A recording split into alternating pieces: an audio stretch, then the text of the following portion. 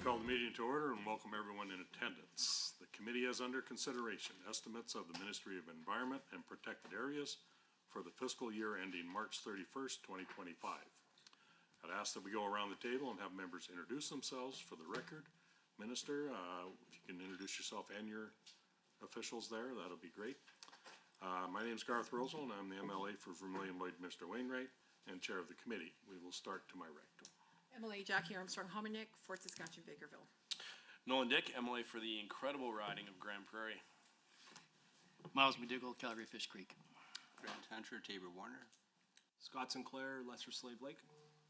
Rebecca Schultz, Minister of Environment and Protected Areas, and joining me today are my Deputy Minister Sherry Wilson, Ryan Fernandez, Assistant Deputy Minister of Financial Services and Senior Financial Officer.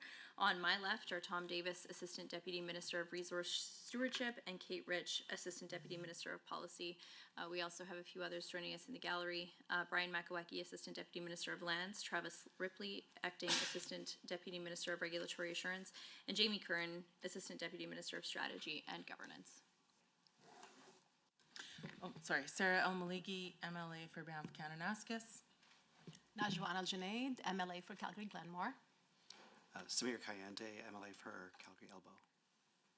Good afternoon. My name is David Hagan. I'm the MLA for Edmonton Northwest and Acting Deputy Chair. Warren Huffman, Committee Clerk. Okay, thank you very much. A few housekeeping items to address before we get to the business at hand. Please note that microphones are operated by Hansard staff. Committee proceedings are live streamed on the internet and broadcast on Alberta Assembly TV. The audio and video stream and transcripts of the meetings can be accessed via the Legislative Assembly website.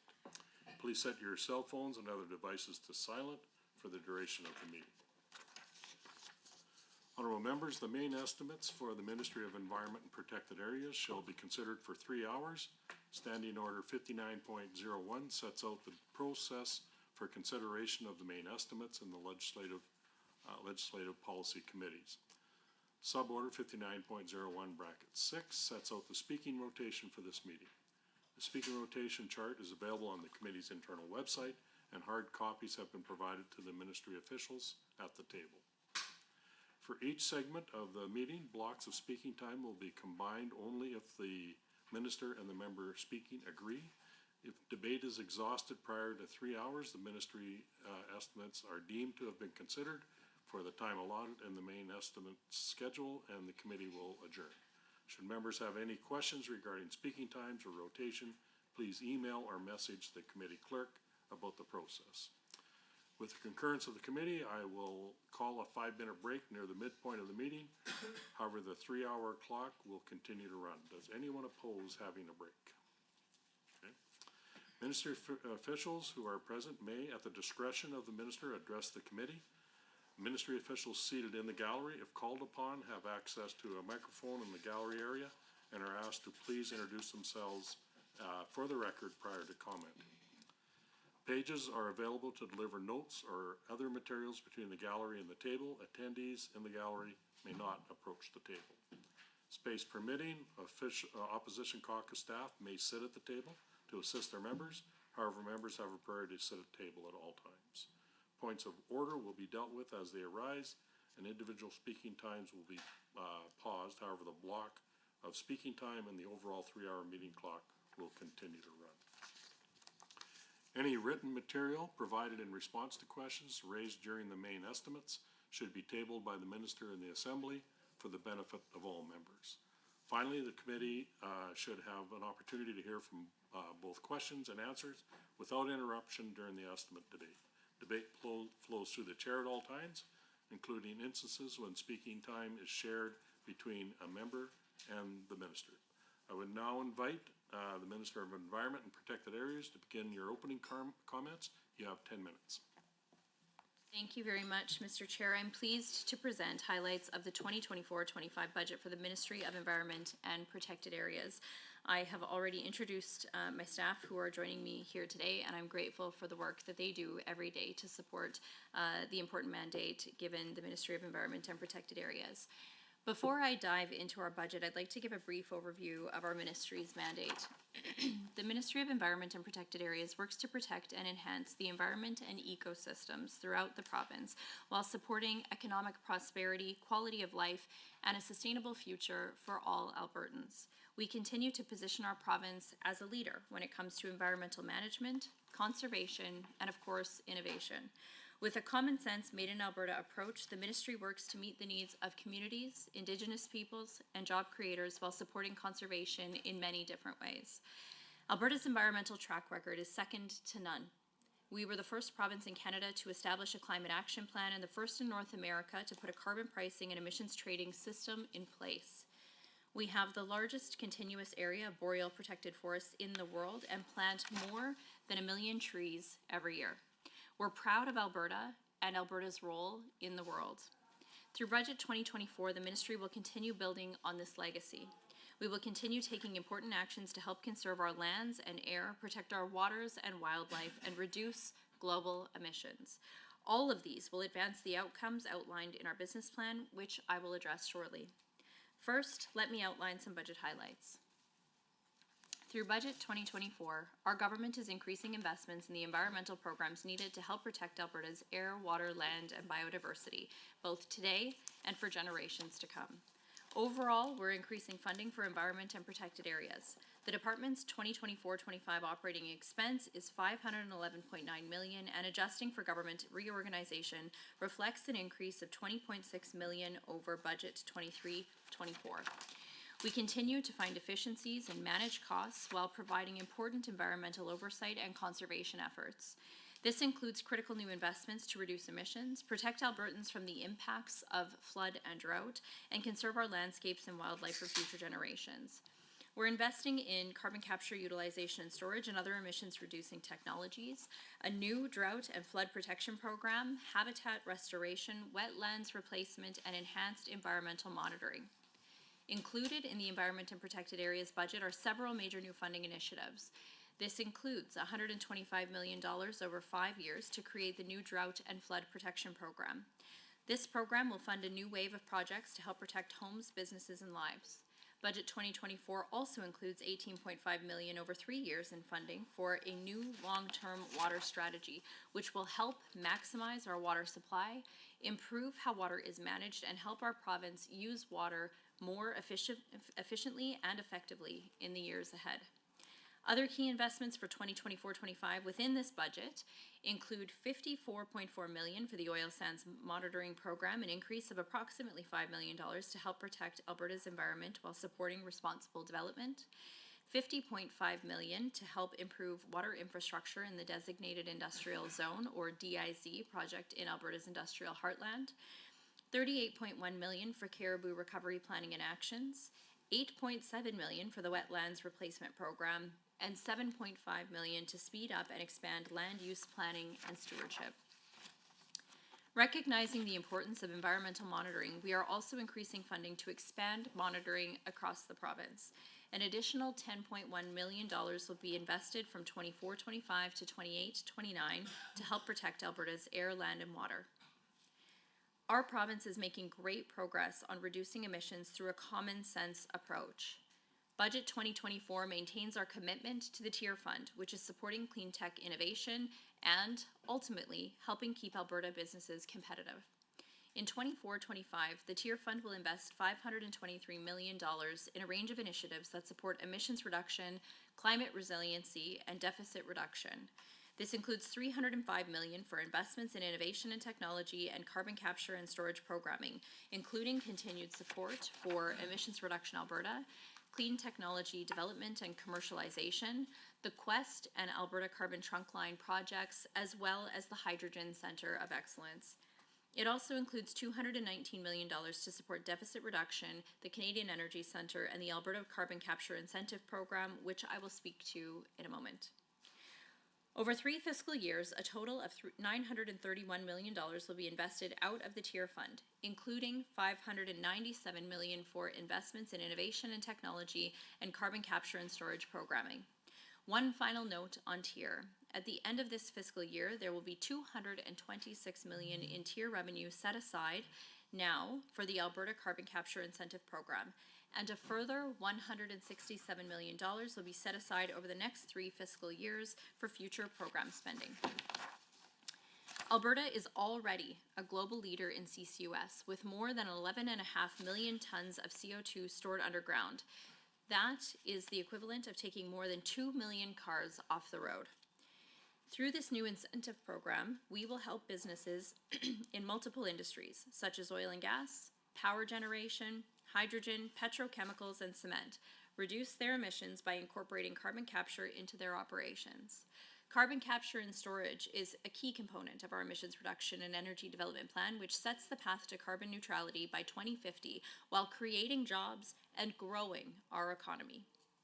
Now, with my remaining time, I will give you a brief overview of the department's 2 outcomes that make up the 2024 to 2027 business plan. The health and integrity of Alberta's environment and ecosystems are vital to Albertans' well-being and, of course, safety. The first outcome is protecting Albertans from the adverse effects of environmental conditions and events. To achieve this, we are committed to 6 key objectives outlined in the plan. These include maintaining and strengthening Alberta's land use planning system and approaches, strengthening environmental resource stewardship and conservation, developing and implementing ways to make water more available to support our growing province, our growing economy and communities, while also mitigating the adverse effects of flood and drought, and preventing aquatic invasive species from entering into the province and ensuring a rapid response if any invasive species are in fact detected. We are making considerable headway towards these objectives with work done in partnership with many groups across the province. I'm happy to provide, of course, more information on those if you'd like. The second outcome in our business plan is to ensure that sustainable economic development is achieved within Alberta's environmental capacity. My department continues to work to balance interrelated environment, economy, and social needs. Environmental stewardship and responsible development can and must go hand in hand. To achieve this, we're committed to 5 key objectives. Those include driving economy-wide emissions reductions through the tier system, investing in clean technologies, and implementing the emissions reduction and energy development plan, improving and streamlining reclamation and remediation, continuing to implement the province-wide regulatory system transformation to enhance administrative and regulatory efficiency and effectiveness while reducing red tape, and continuing to establish new land use plans and review existing land use plans across our province.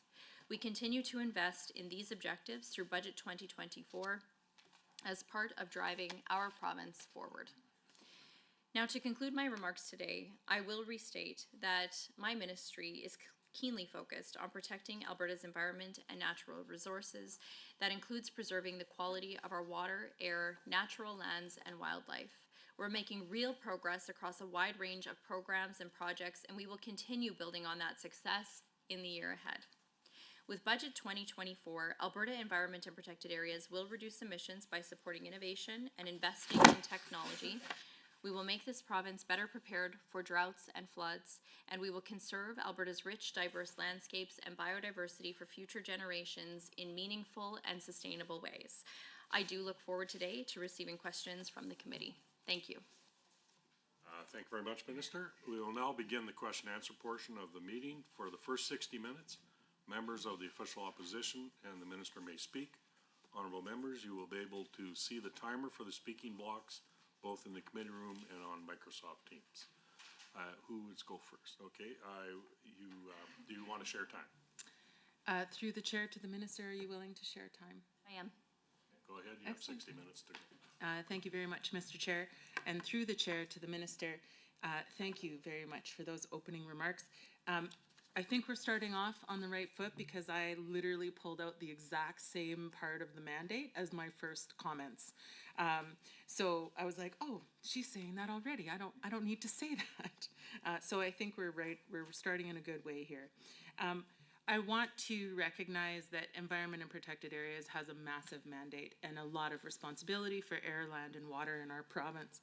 And I just want to take a moment to thank the hundreds of people working in the public service under your direction, through the chair to the minister, that this is not an easy job. And arguably managing our air, land, and water I might be a little biased as a wildlife biologist, but I actually think this is the hardest work that we do.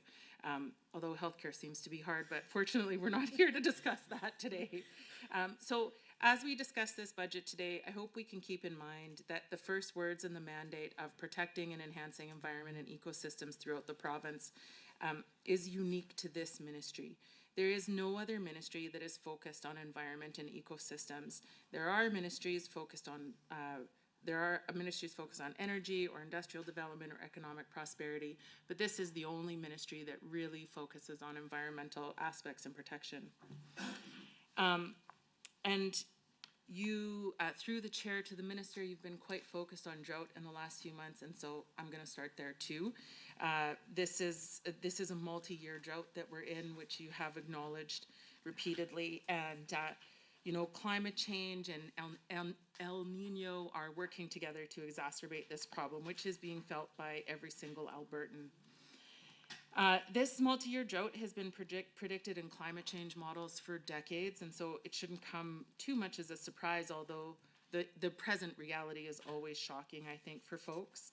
But planning for and responding to drought, it features prominently in this budget, and I think will feature prominently in the year ahead. So under outcome 1, environment and ecosystem health and integrity are vital to Alberta's well-being and safety. One of the key objectives is to allocate $47.7 million to effectively anticipate, respond to, and mitigate the impacts of environment conditions and events, floods, droughts, and invasive species. Is this money allocated in equal amounts to anticipating, responding to, and mitigating impacts, or is this a contingency to respond to emerging events as required?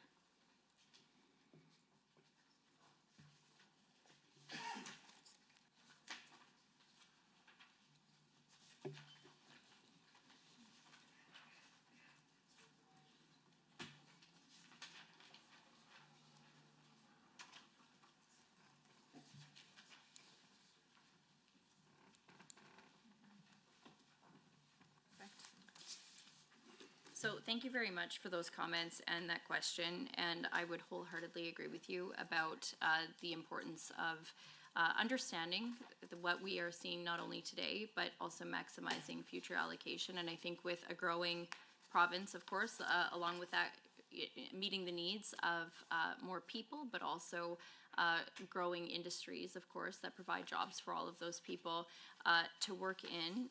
That is why I think the Premier has asked me to look at maximizing our water allocations. And so the work that we're doing on drought is absolutely related to that bigger picture goal of maximizing our water allocations moving forward.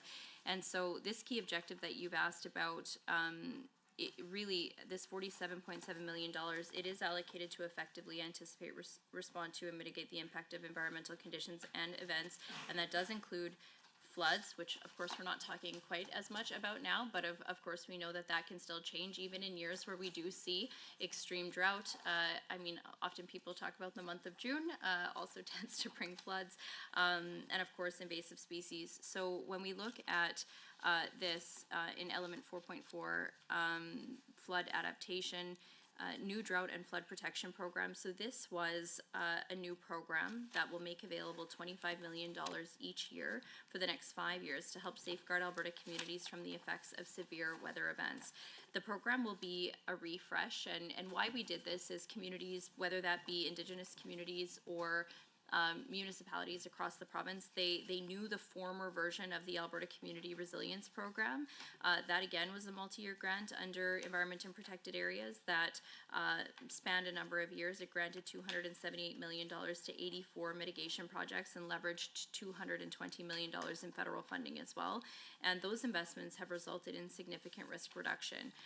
So again, municipalities, First Nations, Métis settlements, improvement districts, and special areas will be eligible to apply through an annual intake process for funding towards the design and construction of projects that protect critical infrastructure from flooding and drought and help, of course, ensure that public safety is protected.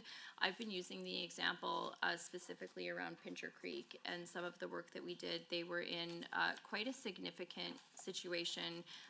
This week is the Rural Municipalities Association convention. It was actually at their fall convention where they reached out and said, look, we need some help here.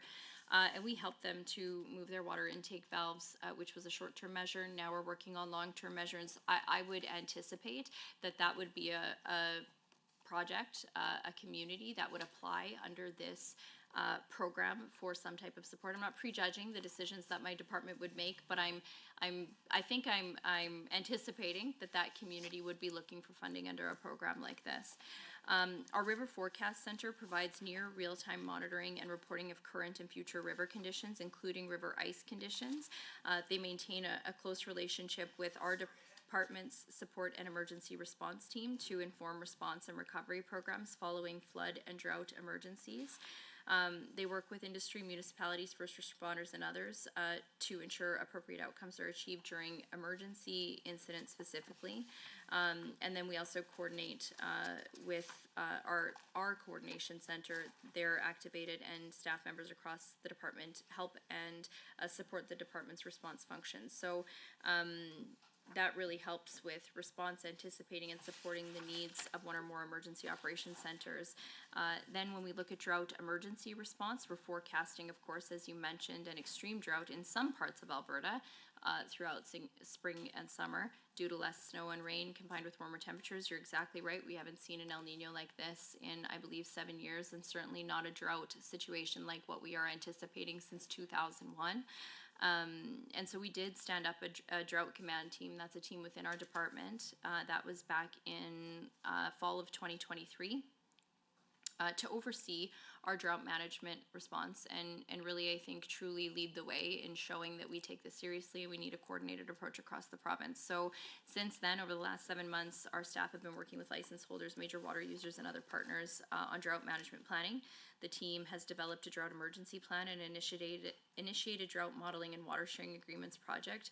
More to come on that in the coming weeks. I don't have those finalized agreements just yet.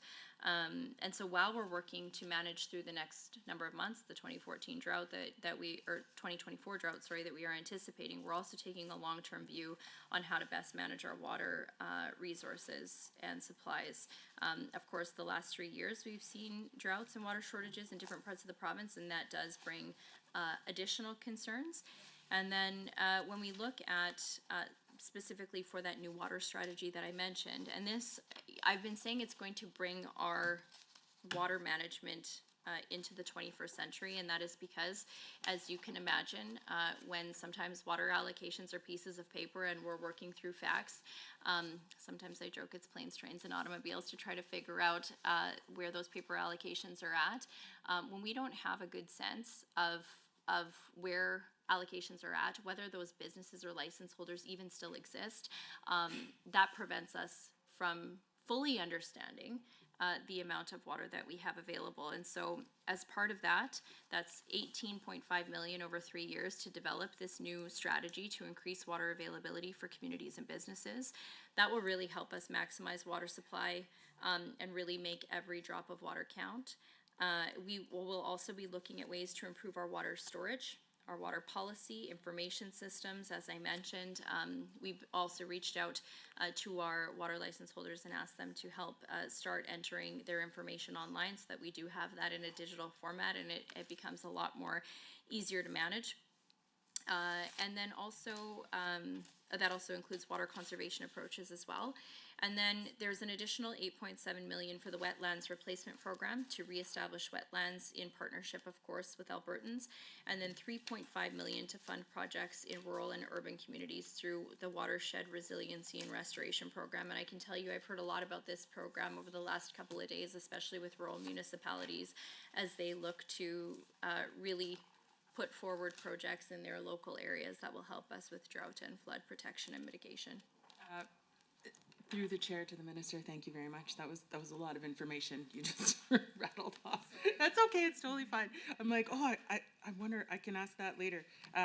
Everything you said, I kind of want to dig into just a little bit more. So you talked about $25 million per year for 5 years to help Albertans for extreme weather events.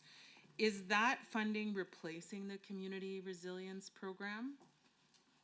It is. Like it's a new funding stream that is replacing that previous program? That program was rolled out for a specific number of years. That's right. This program We've slightly tweaked the parameters, but it was largely based on that program.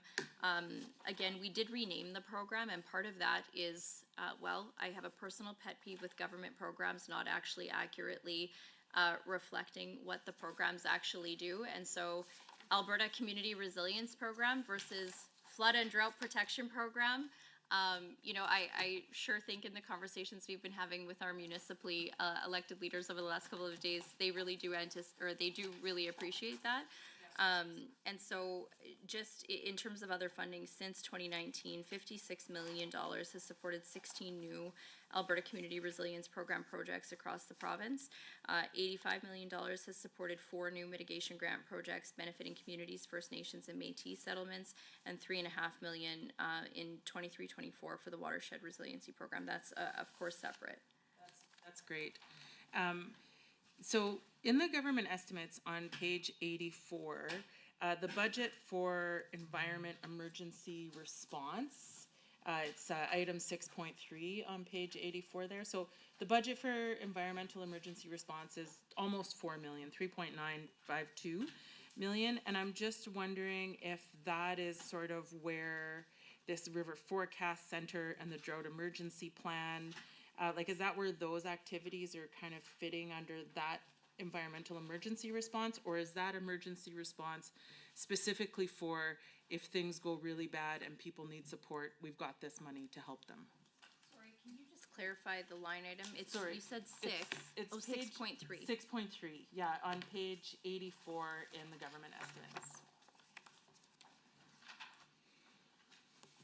I'm sorry, can you just repeat the last part of your question? Sorry, through the Yeah, chair. I'm just wondering if that environmental emergency response, the budget is 3.952 million. And is that where this drought emergency plan and the new water strategy comes from? Or is that environmental emergency response budget line item specifically for if things go bad, we have money to support people to get through it? So the development of the water strategy, that was really included in that 18.5 million, so that's separate from this. These dollars specifically.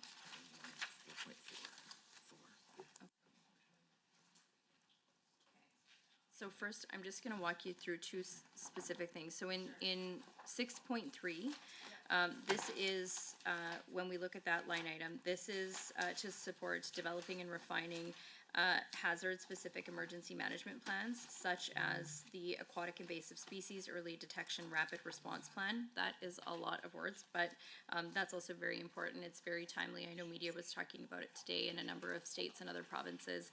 And members of this committee are also very interested in that. Drought and flood response plans and support existing provincial plans with other government agencies and stakeholders.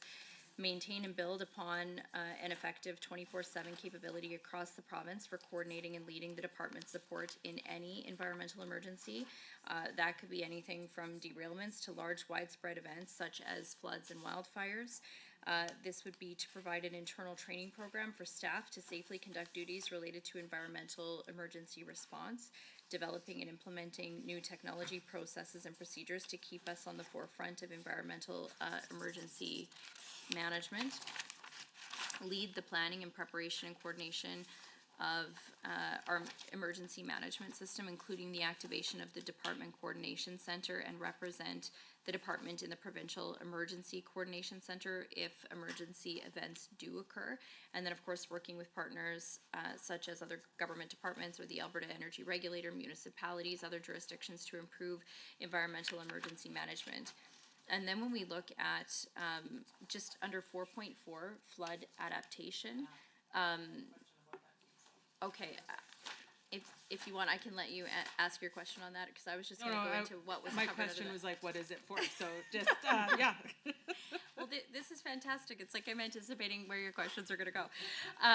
So this is where environment and protected areas, we work with municipalities, Indigenous groups, and key stakeholders towards a watershed management approach to improve community resilience to flood and drought. That does include advocating for Albertans' water uses where watersheds cross provincial and international boundaries. So in this, this is where our department evaluates and provides support for priority flood and drought mitigation projects identified by communities to help build resilience to extremes in water supply. So central to this work is making sure Albertans are meaningfully engaged to identify their unique needs, integrate their input into environment and protected areas, policy and planning, and provide feedback on provincial priority projects. So that would include, for example, the current investigation of a potential reservoir on the Bow River, to reduce the impacts again of extreme weather events. Working collaboratively with stakeholders and of course rights holders is a critical component of looking at those large scale flood and drought projects. And I can tell you, when I first became the minister in this file, I did ask, you know, how can we speed up some of those projects, and this is one of the areas where real meaningful consultation does matter, and it's important to include that in the projects moving forward. So since 2014, the Community Resilience Program, I think I've talked a little bit about that already, had distributed $278.7 million to those 84 projects in over 50 Alberta communities. And so that's really in addition to some of those bigger projects that are included both in my department's budget. Of course, we also get asked a lot about some of the capital projects under ag and irrigation, which I'm sure you asked my colleague about there, and that was probably discussed as part of their I did, their and budget. you told me to talk to you. Yep. It's pretty funny. We share both, Good. or we do share aspects, I would say, and so.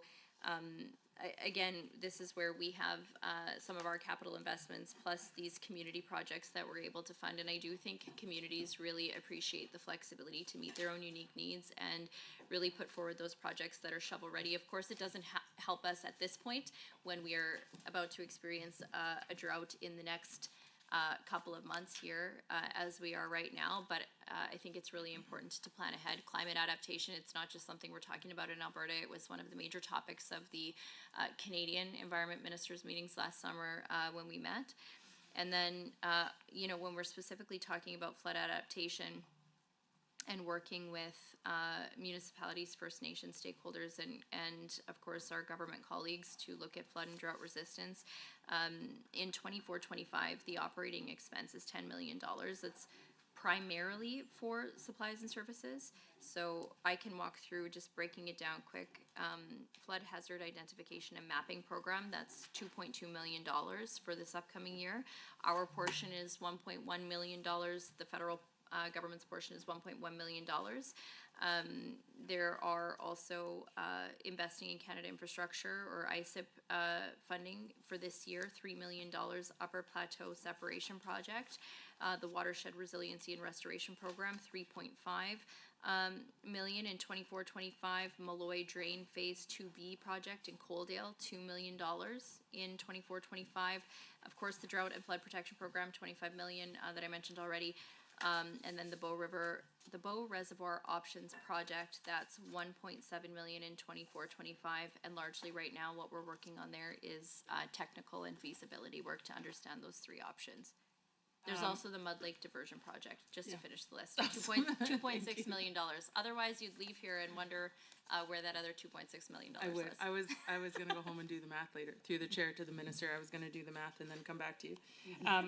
Just joking, I wasn't. That is a lot of information through the chair to the minister. Thank you very much for that.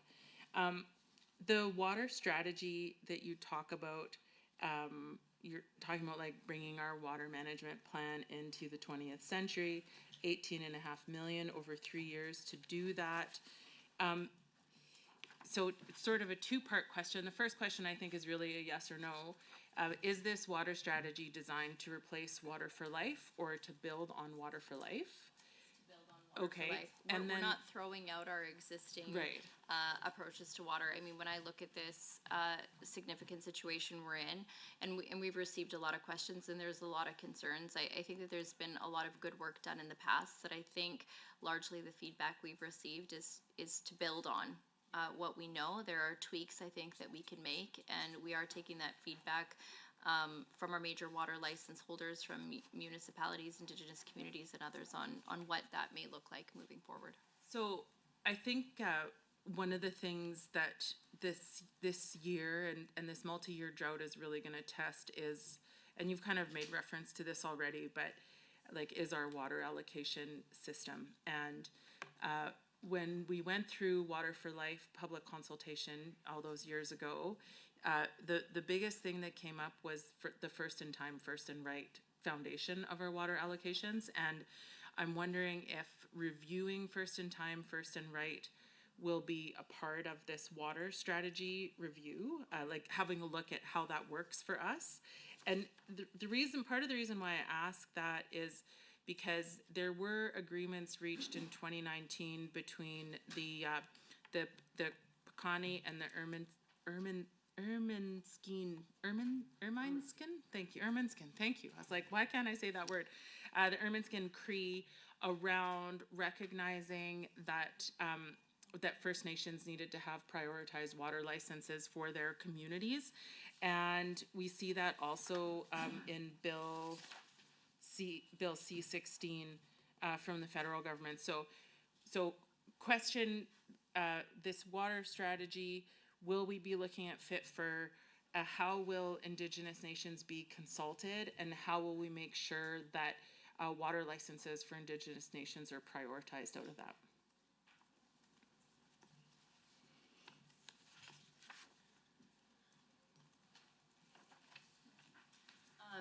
That is a great question, and it's one that I've been asked a lot. And I mean, I've been very transparent through this process. We've had a number of town halls with all of our major water license holders, our major water users, municipalities, irrigators, and others, to answer any questions about, specifically they're targeted to drought.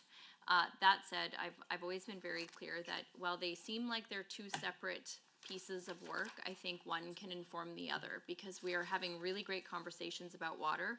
We're gathering a lot of feedback from all the major water users and from Albertans on things that we could change, areas where we might need flexibility to address really the drought situations that we're seeing. There have been very creative ideas, largely the feedback that we've received, and I'll be honest, I just don't think throwing out first in time, first and right in the middle of a drought or a crisis situation is quite frankly responsible. That said, we are having conversations with all of the major water users to look at conservation. Let's try to build a greater understanding of our water allocations. How much of those allocations are being used? Are we encouraging conservation? How might we be able to encourage conservation, whether that be in irrigation, our major industries, or municipal use? And so we've been working with that as well. I've got to also say, the Minister of Ag and Irrigation, we work very closely on them with that. And people have come with a variety of different areas or proof points, if you will, that we're testing to see, are we using water to benchmarks that are consistent with other jurisdictions and things like that. So right now we're still gathering feedback from Albertans on what they would want to see. But again, I think right now creating massive disruption with the system we have in place would not be responsible at a time like this. But I even have to say, on just first of all, just talk quickly short term and then a little bit longer term again. The water sharing agreement discussions are going very well, just like they have in the past. All of the partners have really come to the table to say, look, we know that we need to come together, roll up our sleeves. Here's how much of our water allocation we're actually using. Here's how much might be available. Here's how we would work under conditions where we have less. So I think that's a great place to start. But then moving forward, I mean, if that feedback is, that we could conserve more water, then the question is, how do we maximize the water that we have? So again, right now, I'm just looking at all Albertans, including all of the members in this room, Mr. Chair, for their ideas on what we might want to look at. And that's also part of the work of the Water Advisory Panel. I'm really quite pleased with the group that we brought together. I said that this week about Paul McLaughlin with the RMA, Tanya Thorne from the community of Okotoks, a community that their growth really has been impacted by their availability of water, and her leadership in coming up with creative and unique ideas about regulations or how we might be able to better reuse wastewater. Those are the types of things that we want to hear. But again, ag and our energy industry, they're also at the table, irrigation. And so we look forward to hearing that. I would just also say that my staff within the department, they do meet one-on-one with nations who responded to our meeting invitations around those water sharing agreements.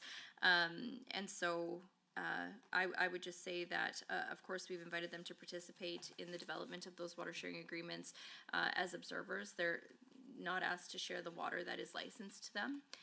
And then throughout 2024, we'll be doing regular check-ins with First Nations across our province to offer support and, of course, continued information. As we know, things can change. So throughout that drought season, we will be continually providing feedback and updates to First Nations. But we do also, I just want to say, we work closely with Indigenous partners not only to ensure that meaningful engagement occurs at appropriate times, but also create new opportunities for communities. And of course, we have an entire Indigenous initiatives branch that helps with that work. And so water would be one of those areas. Through the chair to the minister, thank you very much for that answer. I had some questions about the Water Advisory Committee, but given that we're already half an hour in, I think I'm gonna try to skip those because I have a lot more questions. I just wanted to ask, so, you know, we've talked a little bit about this funding that's allocated towards flood adaptation and drought preparedness, and this kind of stuff is mentioned a few different times in different budget line items that we've talked about in the last half an hour.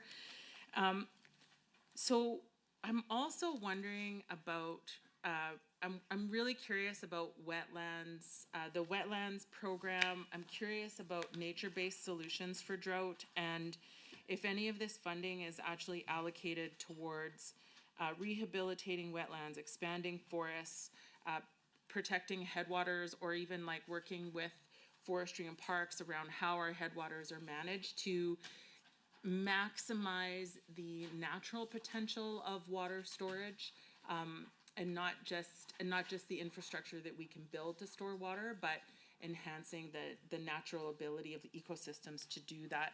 And if we are allocating funding to that, where is that reflected other than the 8.7 million for wetlands replacement?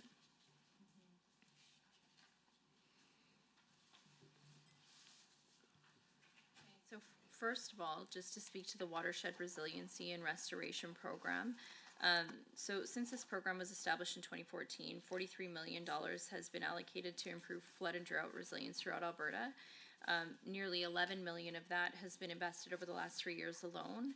$3.5 million in new funding has been allocated to improve watersheds in 24-25. Again, this program is in its 11th year. It continues to increase the natural ability of the province's watersheds to reduce the intensity, magnitude, duration, and effects of flooding and drought through watershed mitigation measures. This is really something that Albertans have given us great feedback on, and again, where we rely on partners out there in Alberta to do this work. So it's provided 188 grants to 81 organizations, again, to increase natural surface water storage capacity in rural and urban areas alike, and increase stewardship and conservation of critical watersheds. It's very beneficial. It's, again, something that's very well received. And then when we also look at the wetlands replacement program, over $14 million has been invested into 36 projects with 15 municipalities and 3 nonprofits since 2020. That includes $4 million in landowner payments to rural Albertans participating in the program as well.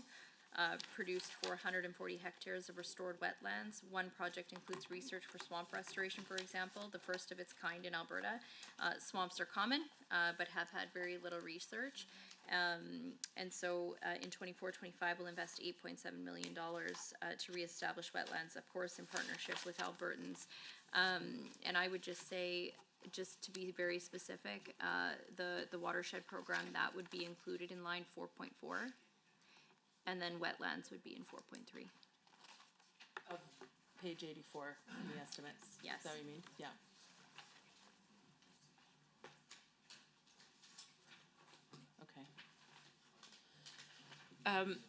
Through the chair to the minister, thank you for that answer. I sometimes wonder, if we invested comparable amounts of money, I mean, to build a dam, and I'm gonna come to the Bow River feasibility option in a minute here, but, and this is more of just a rhetorical question, but if we invested comparable amounts of money in nature-based solutions that we invest in infrastructure, what could we accomplish, and what could our forests and our grasslands and our wetlands do for us? Nature is sucking carbon out of the atmosphere and storing water for us every single day for free. And I do sometimes wonder if we invested in that more heavily, what kind of results we would see. It's a difficult comparison to make, and so I'll just leave that there for now. Well, I will say that we have also, and this is something, again, I've been speaking with municipalities about over the last couple of days, but I've talked to some of our nonprofit organizations about as well, that if there are ways that we could expand some of our programming or things that we might need to address within our programming to better support this type of work. Again, we want to have those ideas coming forward, and it's something that I've spoken a lot with the Minister of Forestry and Parks about as well. And I'll just say to the chair and everybody else in this room, I went to this really great drought resiliency workshop hosted by the Bow River Basin Council, which is one of the WPACs, and there was an amazing presentation about beavers, and I would be remiss if I didn't carry the message forward to unleash the beavers who are literally chomping at the bit to get to work for us, and the potential of I just found her presentation so interesting because the potential of beaver reintroduction on the eastern slopes in low-lying valleys, it really does have an incredible amount of potential to enhance natural water storage. We know that beavers build dams for free, and there's a lot of potential with beavers, and there was a pretty big eradication effort with beavers way before any of us were able to sit in this room and have this conversation. And I guess that's just my plug for unleashing the beaver in southern Alberta specifically. I'm just wondering if your ministry has heard anything about this, or if there is any interest in beaver reintroduction programs as part of our solution for drought. Well, I'm probably going to get Tom to speak to that because this is the first time it has been raised with me. But I should say that we are working on developing a nature strategy, which I think will absolutely tie into this work, and it will showcase. I think, first of all, we always have to showcase the great work that has already been done. And whether that be, I think a lot of times we talk about it in terms of emissions reduction, but I think when it comes to nature-based solutions as well. And so that will help us then also establish additional actions that we can take to move forward on that front. This is really, I think, important for addressing some of the biodiversity concerns and opportunities that we have, and how we mitigate the impacts on our natural resources. And it does, of course, help us address the issues that we're seeing when it comes to severe weather events, and of course human well-being, and of course our economy. So this work is underway, and of course once we have additional work done on that front, we'll be going out to consult broadly on that. We're just not quite at that place just yet. And then we're also, of course, looking at nature-based through the wetlands and watershed work that we're doing. And Tom, maybe I'll lean on you to provide some specifics. Thank you, Minister. Thank you for the question to the chair. Specifically as it relates to beavers, it's been made aware through the work we've been doing with, for instance, the Piikani Nation in the Oldman watershed. The Technical Advisory Committee group that we've established, which is part of the Oldman Settlement Agreement, is looking at environmental conditions there as part of the follow-up environmental impact assessment process, which was all part of the agreement signed in 2002. But one of the interesting parts that's come up through that environmental impact assessment has been that aspect of the value of beavers in those watersheds and what they can help assist by doing in maintaining overland flooding and other things like that, which leads to things like the cottonwood regeneration. So it is something that we're doing actively with Piikani through the work there. And I assume that the learning we get there will be able to be shared in other watersheds where, beavers are trying to be addressed in terms of the impact that they can provide positively to those aspects. Awesome. Through the chair to the minister and to Tom, thank you very much for that answer. I wasn't sure if you guys were actually going to be on board with beavers, but I think they're cute and they can do a lot of good things. So this is all really great. I'm really enjoying this conversation that we're having right now. I really look forward to that nature strategy, and I really hope that when the public consultation is ready to go, that I'm happy to support your ministry through the chair to the minister in getting that out publicly and getting as many Albertans as possible engaged in that public consultation. That sounds like a really excellent activity. Given that I feel like I could talk about drought for the next 3 hours, but I'm going to force myself to move way forward here and get into land use planning a little bit more. So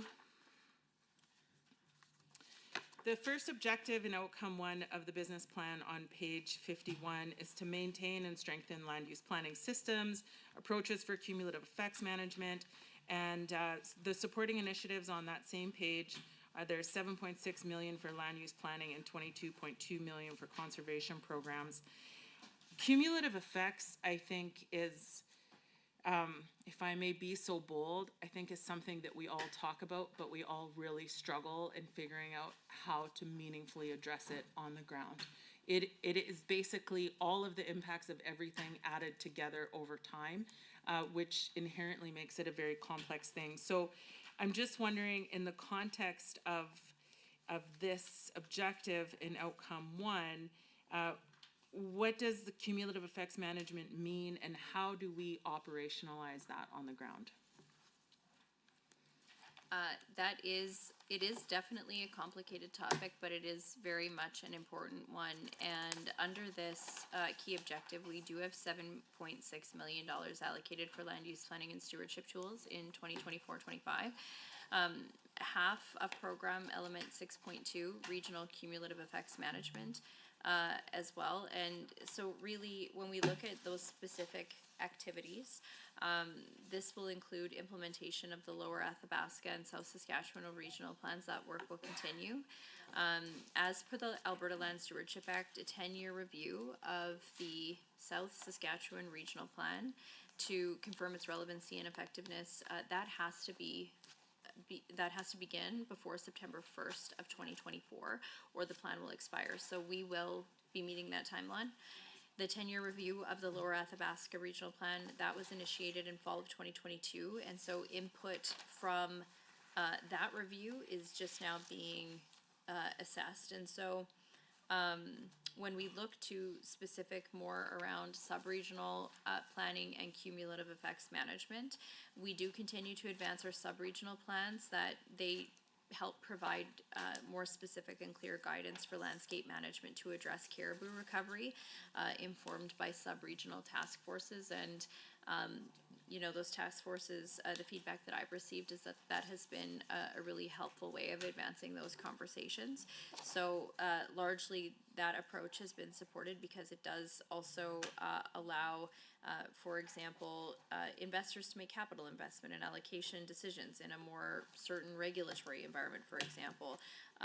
We're able to consult with a broad range of stakeholders. That work has been completed, and then those recommendations, all of that feedback is very transparently compiled, I would say, and then it's used to inform the development of the SRPs that have been submitted to government. So they also do include specific representation from local municipalities, Indigenous groups, or communities specifically, the energy sector, the forestry sector, trappers, recreational users, environmental, non-governmental organizations, and other local stakeholders and knowledge holders. And so, again, I think it's really important. I think that the approach taken, and of course a lot of that work previous to me, but it was, I think, a really good approach to make sure that all of those voices are at the table and heard, and we're going to continue on that path. And so I could provide more detail on where all those plans are at, but I'll give you an opportunity to add or ask more specific Well, questions I- if you'd like. Yeah, through the chair to the minister, thank you. And again, I think we're kind of one mind in this conversation, which is kind of tripping me out a little bit, but I'll take it. So, you know, there are more regions in the land use framework than the Lower Athabasca and the South Saskatchewan. Obviously, we still only have 2 completed regional plans. They are very onerous to complete, and so a couple of questions. First, when can we expect a public release of the Lower Athabasca review? I'm curious to hear how that process went and when the public can expect to see results from that. And if we're not going to be developing the other regional plans from the land use framework, how are we addressing cumulative effects outside of LARP and SSRP?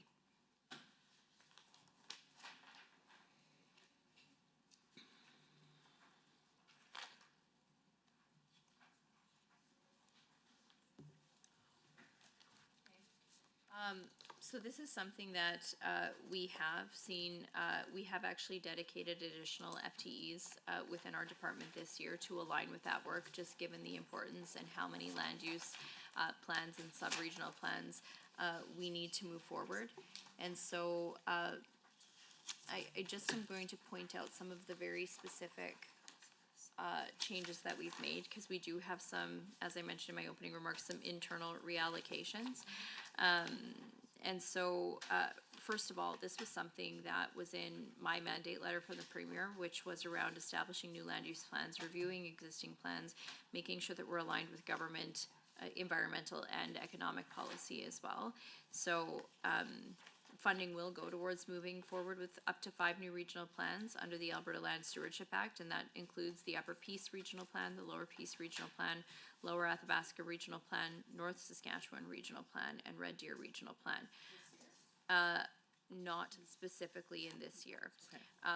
Allocations of 2.5 million as shown in operating expense line 7, Land Use Secretariat, in each year of 24, 25, 25, 26, and 26, 27, with 8 new FTEs for land use planning, structured engagement tables, and for the Land Use Secretariat and the Integrated Resource Management Secretariat. So this is half of the funding and FTEs requested. We obviously have to balance, we have a lot of priorities, as you mentioned in your opening remarks. This is a large file, and we have a lot of urgent priority work. So, this was what we were able to reallocate, to pull together. And then specifically, I think you asked about the Lower Athabasca Regional Plan. The Land Use Secretary began that, like I said, in 2022. We did receive that feedback from Indigenous communities and organizations, municipalities, and targeted stakeholders. Input from that. My department is just assessing that now, so I don't have a specific timeline on that, but I do hope that I'll have an update on next steps later this year. Chair to the minister, thank you. I do look forward to seeing the review from the Lower Athabasca Regional Plan, and I'm sure you'll table it when it's ready. But I think that given the scope of these regional land use plans, and this is the first time we're doing a review, there's a lot of learning to be made there. And so it provides a really interesting opportunity for us to be reviewing a 10-year-old plan and creating and starting the creation of 5 new plans. And so what can we learn from LARP and from SSRP as we create the other regional plans as well? Oh yeah, 15 minutes. All right, let's do it. I'm gonna jump into linear disturbance. So one of the biggest impacts of cumulative effects is really created by, I don't even know where I have it in my notes. I'm just gonna wing it. It's okay, I got it. Linear footprint and linear disturbance is a huge contributor to cumulative effects because linear footprint and disturbance is created by multiple industrial practices and recreational practices on the land. Linear disturbance is also a threat to ecological integrity in every ecosystem in Alberta. So I know that under Caribou, so I'll find it so I can refer to a page in the thing, but Caribou we talk a lot about linear disturbance in the context of caribou and performance 1A on page 51 of the business plan is associated with restoring legacy seismic line footprint. And there's a target of 2,000 kilometers this year, increasing to 2,500 kilometers next year. But then performance indicator 1B talks about how we will also want to measure the extent of legacy seismic line footprint, and the current estimate is 209,000 kilometers. So at the proposed rate of reclamation, we'll be reclaiming seismic lines for 83 years.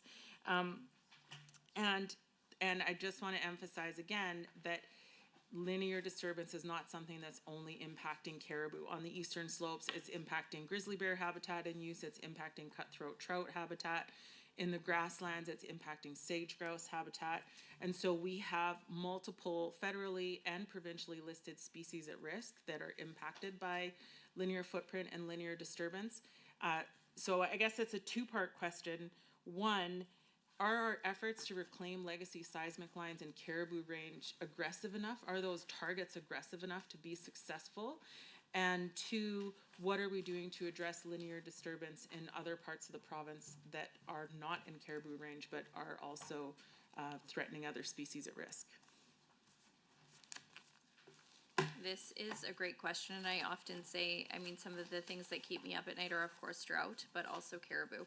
And so I'm really glad that you asked about this. It is important. I'm also likely going to have my ADM, Brian Makawecki, join us to get into some more specifics, but it is a good question.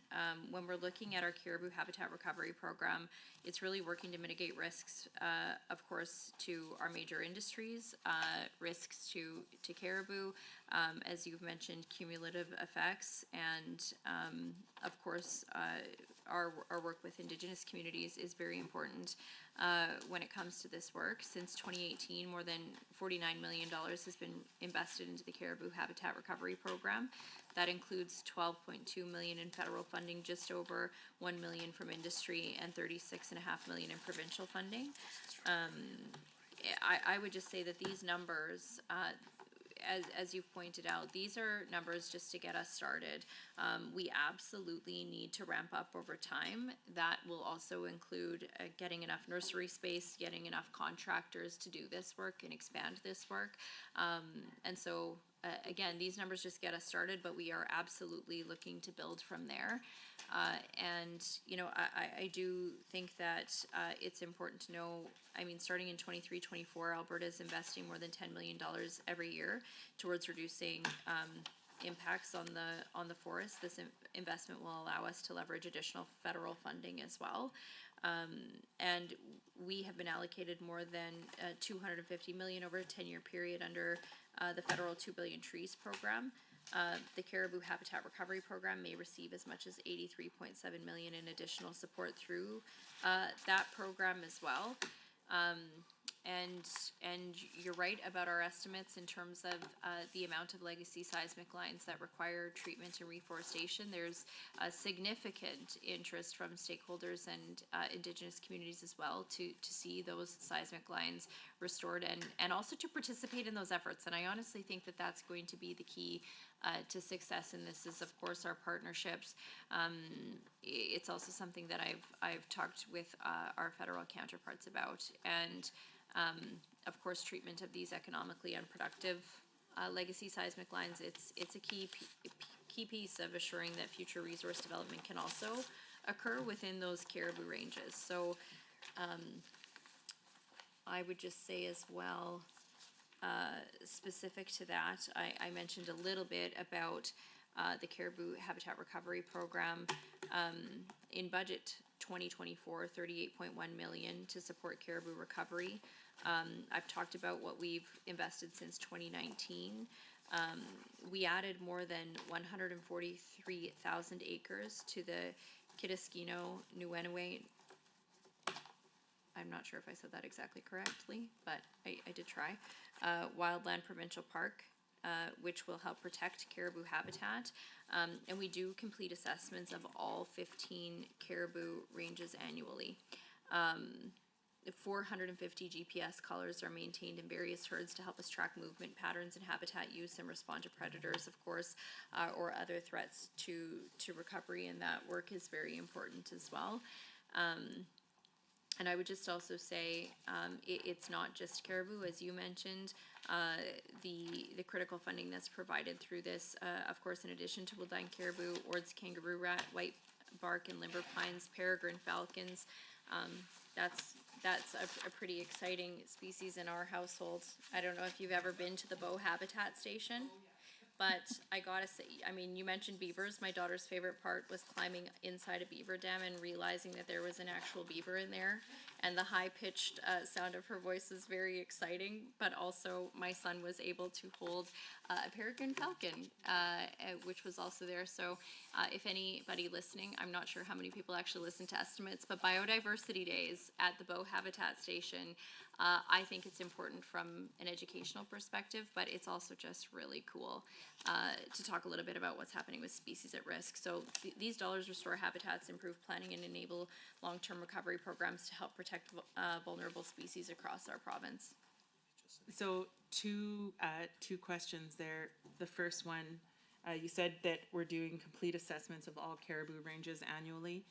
This first question, I think, is pretty simple, but probably not at the same time. But are there more caribou?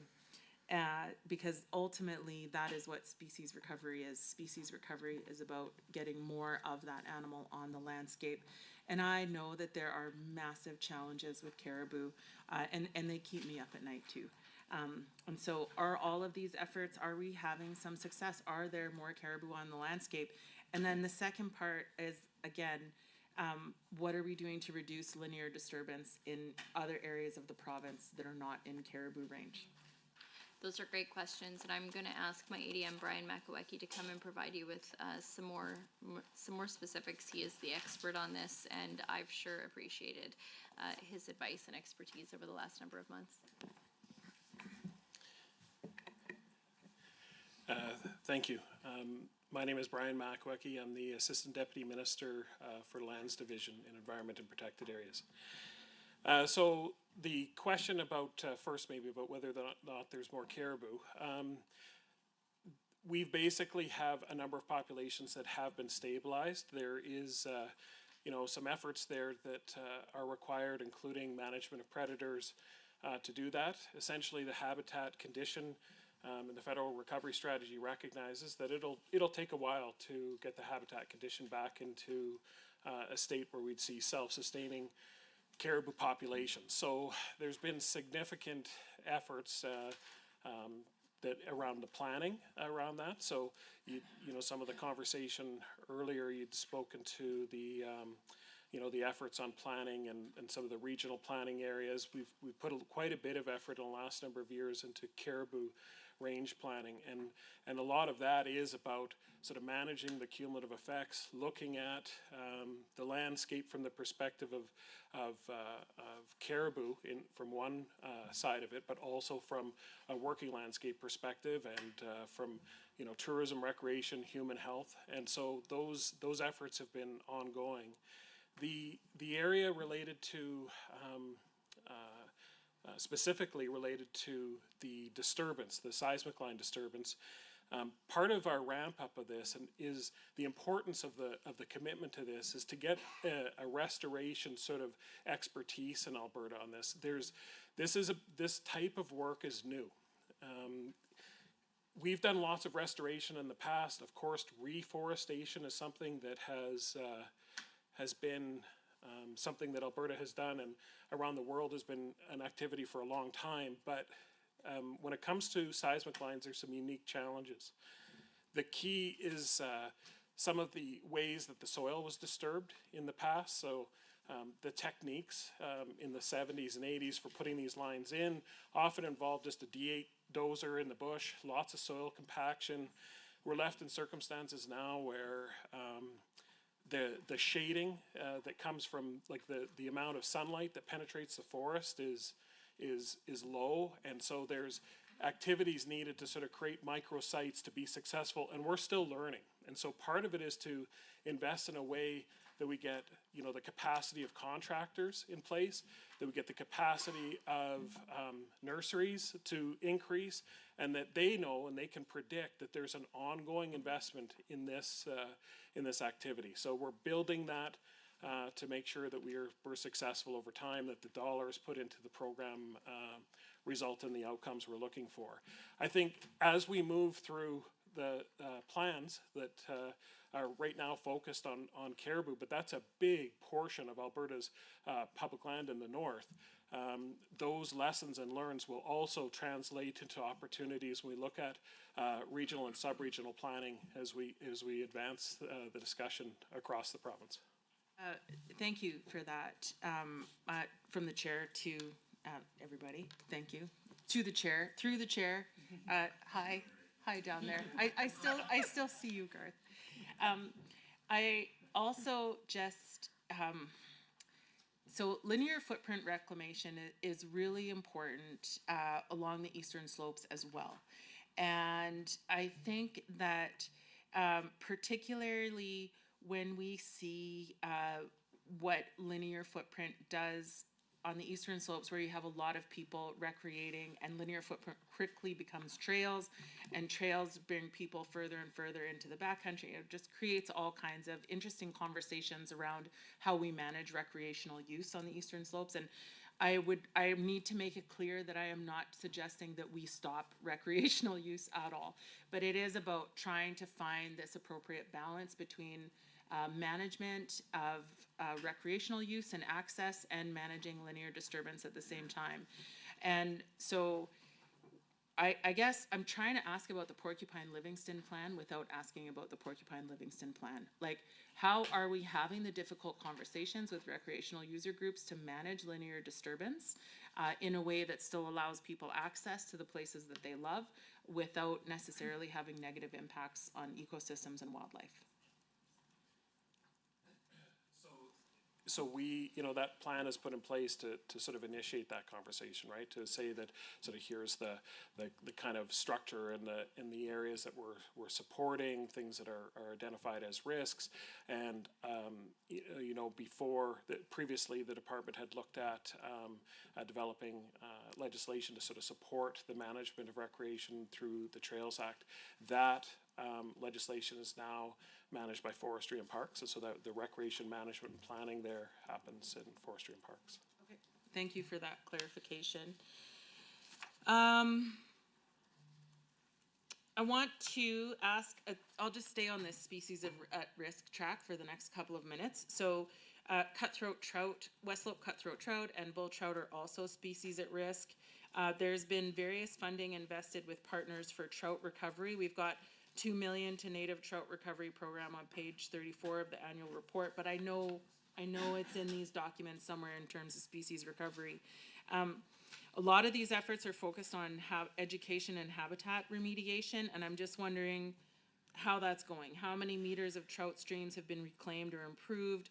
Have trout populations been improved? I keep thinking about trout in the Oldman with no water in the system right now, and obviously fish need water, so I'm just wondering if you have any insights to share in trout recovery. That is an excellent question, and as we were prepared today to talk directly about our estimates, that is a very specific request, and so I will see if my ADM, Tom Davis, has anything specific he can say, but those are very specific measurements that we would likely. They are a little bit out of scope of our discussion today in terms of the budget, the business plan, and the estimates. But of course, we're always happy to provide. But I think Tom is here and willing to speak to that a little bit. Sure, thank you. Great question. We are working in partnership for the native trout recovery. We set up a program by which we have 5 different contracts that we're working through, and groups like Trout Unlimited Canada, Indigenous communities, other groups like that, we partner to deliver and do restoration in those areas. So I don't have the data right now about what has been the success of that, but we do that annually, and we get reports back in terms of those grant arrangements that are with those groups. So it is something we could provide in terms of what has been the success of those, but it has been a program we've had running for several years now, and it's been very much. That concludes the first portion of questions from the official opposition. We will now move to 20 minutes from Government Caucus members, and we will take a break after this section. We'll take our 5-minute break after this section. So you have, did you want to go back and forth? Yes, I would like. Is that okay, Minister? Chair. Absolutely. You have 20 minutes. Go ahead. All right, thank you. And thank you, Minister, and your team for the work you do. I've appreciated working with your team. I can't say that's been the case always as in the past. You know, it just seems like sometimes when you get into environment protected areas, things slow down. But I have noticed with your team that you have really tried to move at the speed that Albertans require you to move.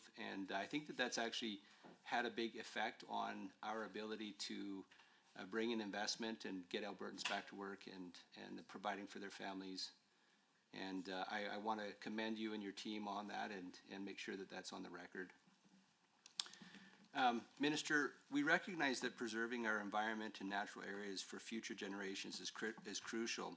So starting with that topic, key objective 1.2 on page 51 of the business plan speaks to strengthening environmental resource stewardship and conservation through partnerships.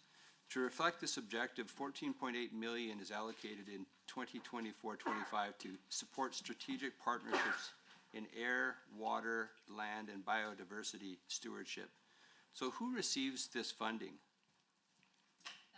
That's a great question, and I just want to thank you for your opening comments to begin, because you know, ever since being in this role and since receiving the mandate letter from the Premier about speeding up our approval times, for example, and really tackling some of the big things that we have needed to tackle for a number of years, I actually have to give the credit to our leadership in environment and protected areas for really stepping up.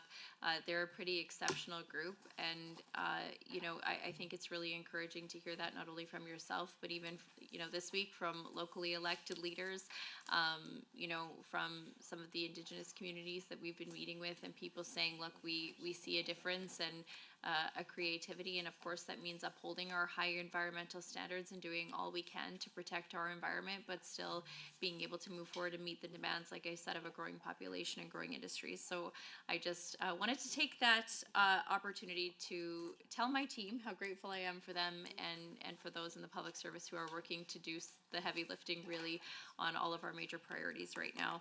And my department does work in partnerships with a variety of non-government organizations throughout the province to meet the needs of Albertans and ensure, of course, responsible and effective stewardship and conservation.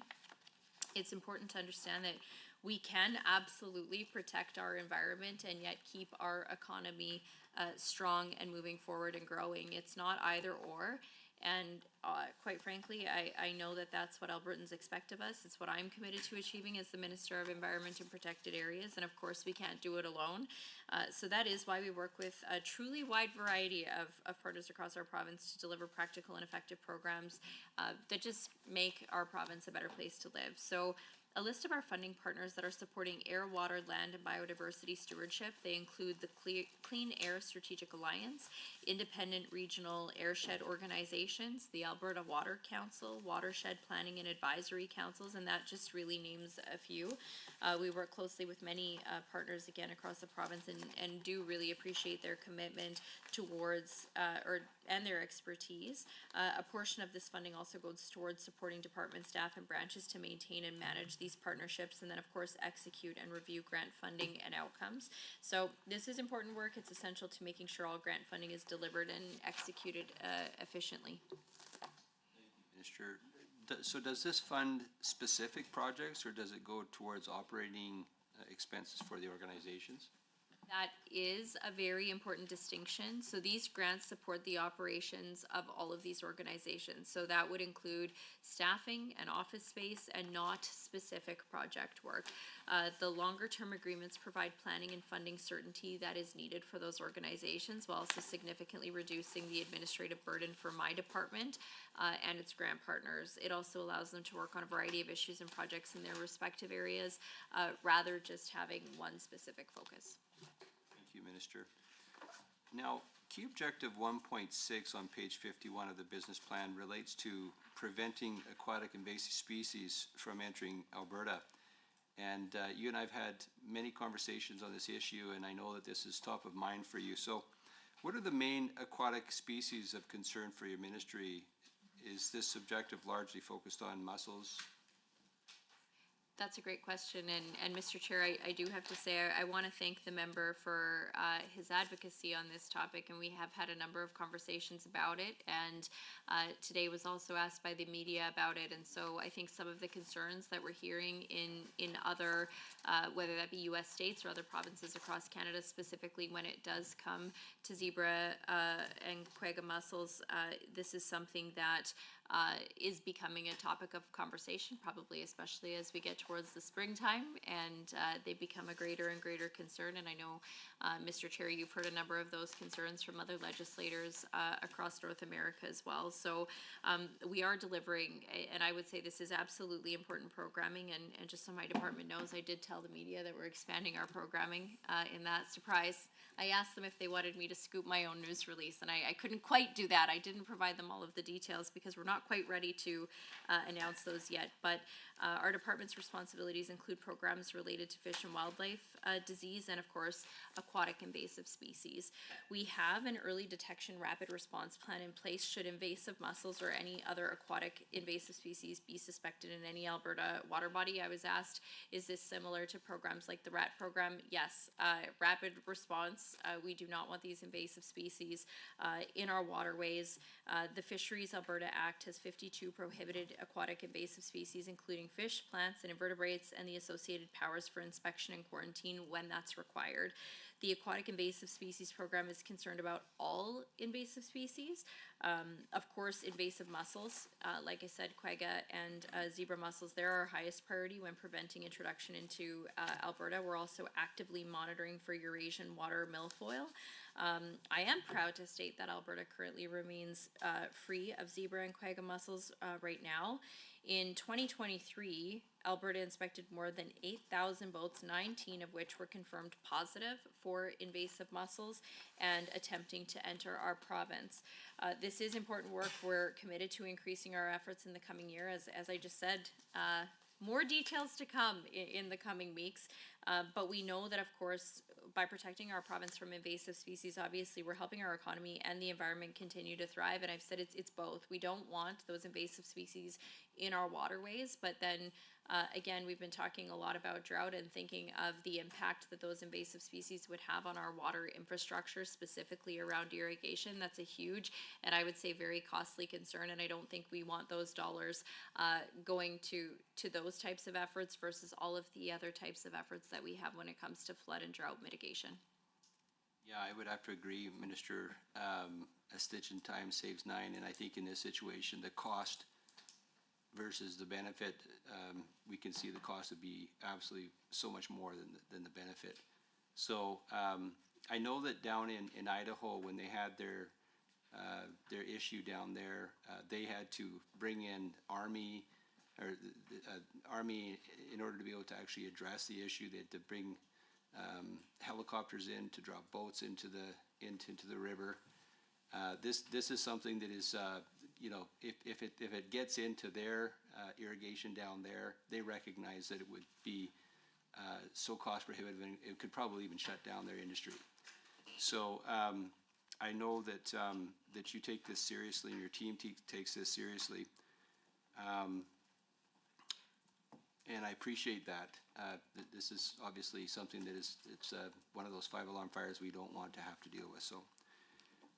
With the federal government making their announcement that they're not going to be doing as much in terms of inspections on boats, is there a concern at the border for our irrigators? Right now, that's not something that I would be able to answer. I mean, on the irrigation side, I think the Minister of Ag and Irrigation would be in a good place to discuss that, but I will say that I will be reaching out to Canada Border Services to request additionally. I mean, there are major concerns. You mentioned Idaho. There are very concerns with some of the U.S. states and what that would look like if our borders are not being patrolled, quite frankly, and we have watercraft coming in from south of the border. So I will be reaching out as well, I would say, in the coming days to raise our concerns over that. And is that a coordinated effort with other ministers and other provinces as well that will be going to the federal government? Absolutely. So, within our own government, of course, this does have impacts on, we've spoken with forestry and parks, agriculture and irrigation. I would also say, of course, tourism. Minister Scow on that front. My department also had a conversation with BC yesterday at the officials level, just talking about how very real these concerns are. And I know that the concern south of the border, that's a concern for them as well. Right now, we don't see those invasive species. As I said, we don't have them in Alberta, not in BC. Not in Saskatchewan, but of course Manitoba, there are concerns, and so that was where the concerns around reaching out to the federal government and CBSA really were raised, and so that's something that we're going to do. And then maybe the last question on this one, and I really do appreciate your openness on this, and you may not be able to get this information to me today, but in terms of testing to make sure that we know that there have been some boats that have tried to come in, that they have had zebra and quagga mussels, and they've been obviously stopped. Now, I know that there's DNA testing, there's canine sniffer dogs that they use as well. Do they do DNA testing at the border, or is that just in the lakes and rivers? That is a combination of both. And so, I've learned a lot about the canine, the dogs, and what role they play in all of this. Obviously, Tom would be very proud of me if I said that they are most effective when it comes to shoreline detection. But you know what? I'm actually just going to hand it over to my ADM, Tom Davis, because he can give you a far more technically accurate answer. Thank you. I think, Minister, you've covered it actually quite well. To answer your question, though, as it relates to DNA testing, that's not done right at the, is my understanding, it's not done at the inspection station. But we're looking at what other ways and means can we have in terms of improving. And so if there is some things we should be doing in that regard, we can certainly pick it up. And we see the task force that the minister has mentioned previously is an important way of engaging to say what are our best practices that we should be expanding to do more. Great, thank you so much. Performance indicator through you, Mr. Chair, performance indicator 1C deals with percentage of vertebrate species designated as at risk. This percentage appears to be measured every 5 years and has fluctuated from 3.4% in 2005 to 3.7% in 2010, 4.2% in 2015, and then back down to 3.9% in 2020. This performance indicator helps us to understand the state of ecological integrity, biodiversity on the landscape, and the ecosystem health. Does your ministry have any target on what you would like this percentage to be in 2025?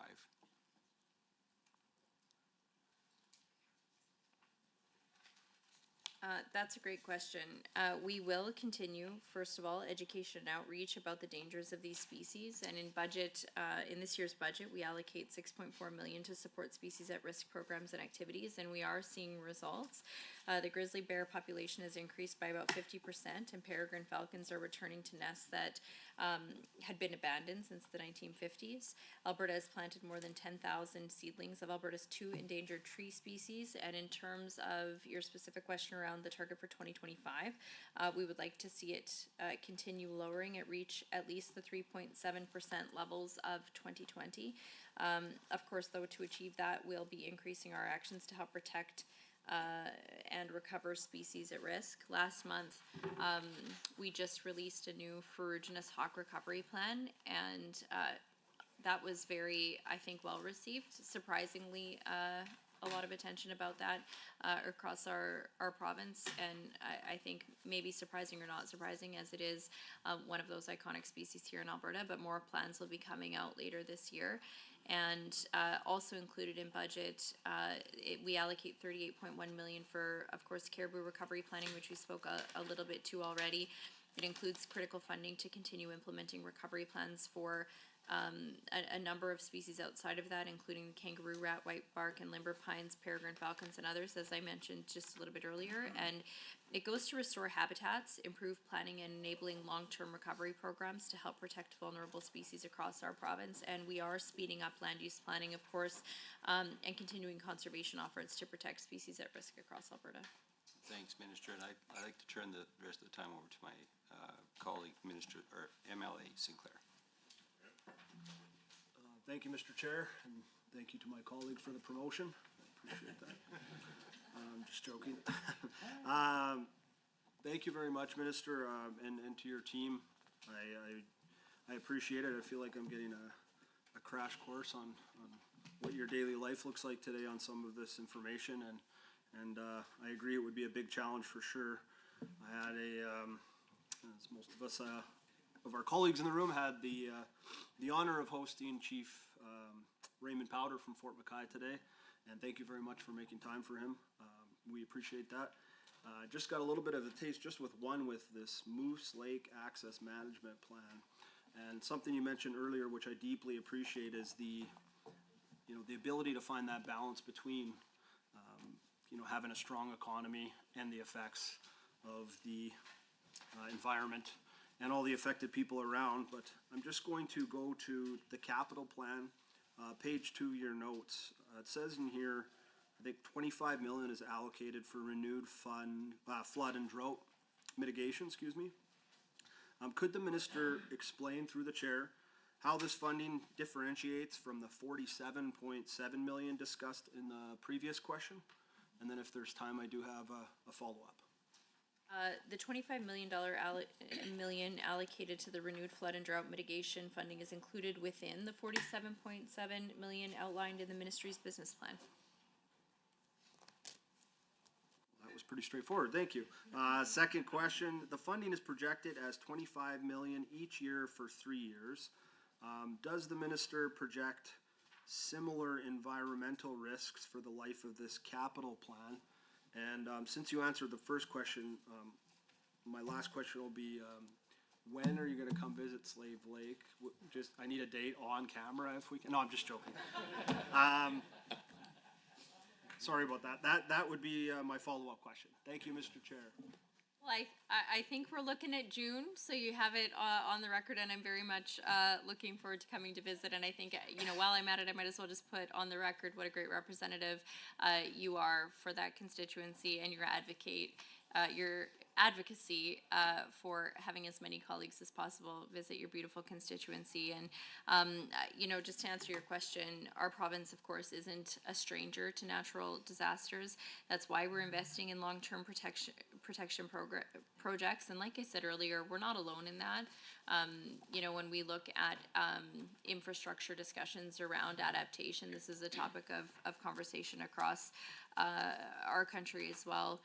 In Calgary, of course, anybody in Calgary and surrounding area would never forget the devastating floods of 2013, which of course caused billions of dollars in damages, forced more than 100,000 people to evacuate, and tragically also took the lives of 5 Albertans. And since then, we've battled droughts and floods almost every year in different iterations. So when we look back to 2018, we had the ice-choked Peace River that caused evacuations in the north, while overland flooding swept through Taber.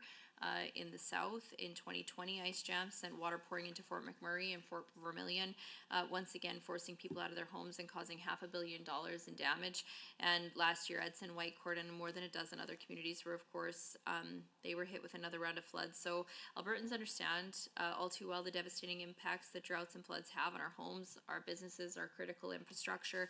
But of course, building this type of infrastructure is expensive. And as we spoke with a number of our municipal counterparts earlier this week, it's the combination of the costs and making sure that we also have the resources, supply chain crews to build all of that infrastructure as well. And again, we're not unique. We're actually doing, I think, a lot better than a number of other provinces on that front. And of course, we're all struggling with inflation. The federal carbon tax and rising energy costs, and that's exactly why we wanted to launch that program, the Drought and Flood Protection Program, and funding it for 5 years to help communities really build the infrastructure they need to keep their people safe for years to come, of course, regardless of the weather. Because while we are doing a lot of work on policy, unfortunately, I can't make it snow or rain, but we can plan as best we can with all of our partners across Alberta.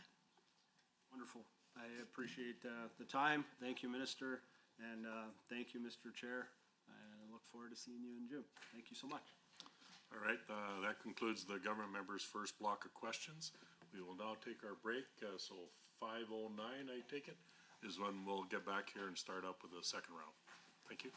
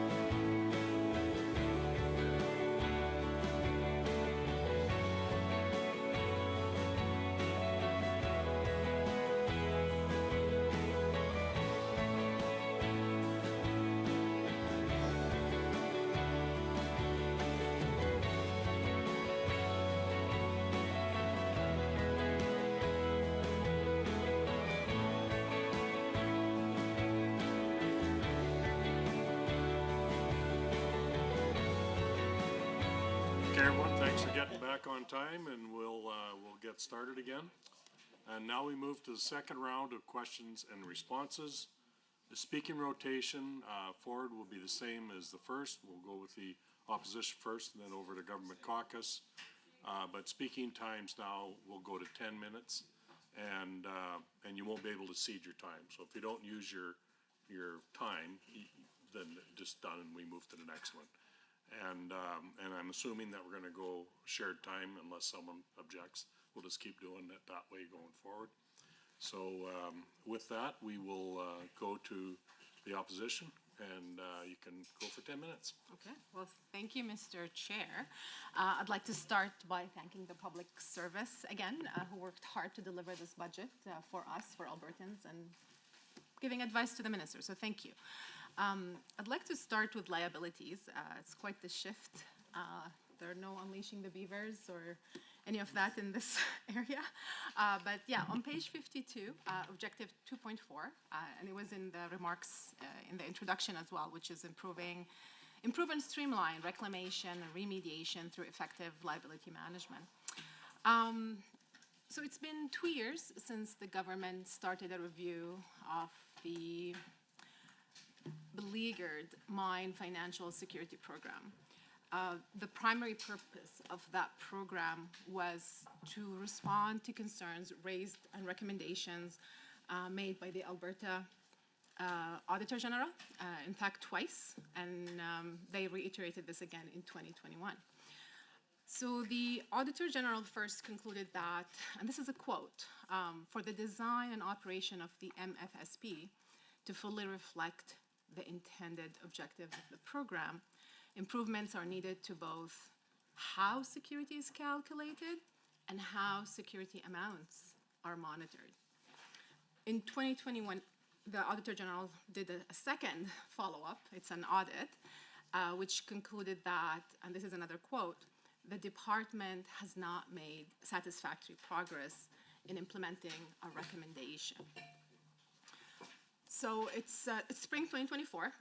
That's over 2 years since the government initiated this review, and 17 months since staff at the Alberta Environment and Protected Areas and the Alberta Energy Regulator received detailed submissions from industry and First Nations on potential reforms to the MFSP. I went through the business plan, and it's devoid of any details or concrete plans to reform the MFSP to ensure that oil sands companies carry out remediation and reclamation in a timely manner. And, you know, it's important that we don't have Alberta's taxpayers left holding that bill. So I understand MFSP is shared between environment and protected areas and the energy regulator, but it's this ministry that leads the policy design.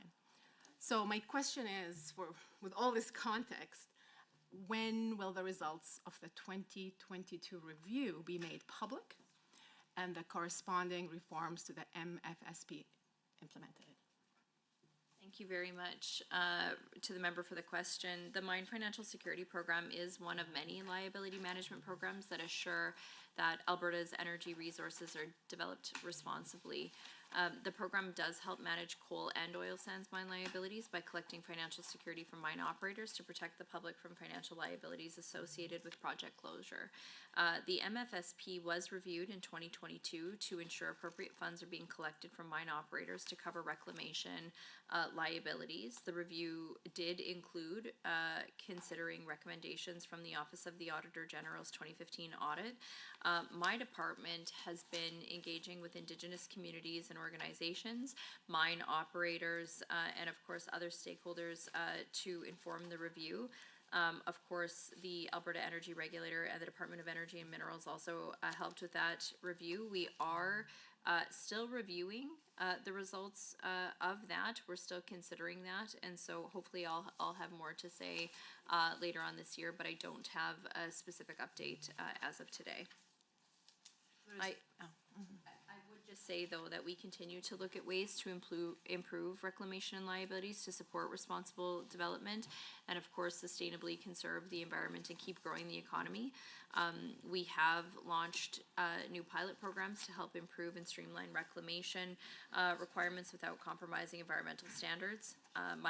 As I said, my department's currently reviewing that mine financial security program, and we are assessing whether changes are needed. And we will also keep piloting additional reclamation approaches, but specifically to that program, we are looking to advance changes this year. Is it possible to give me a timeline, just for the release at least? For now, this year is the timeline, so I would just say stay tuned for more on that, but it is something that we take seriously and of course requires as well consultation for that. So the most recent MFSP report shows that total estimated mine closure liabilities increased from approximately $34 billion in 2022 to around $47 billion in 2023. In that same report, the Alberta Energy Regulator very briefly attributes the significant increase to changes in mine closure plans and inflation. Through you, Chair, can the Minister provide further details or clarification about this sudden 40% increase in estimated liabilities?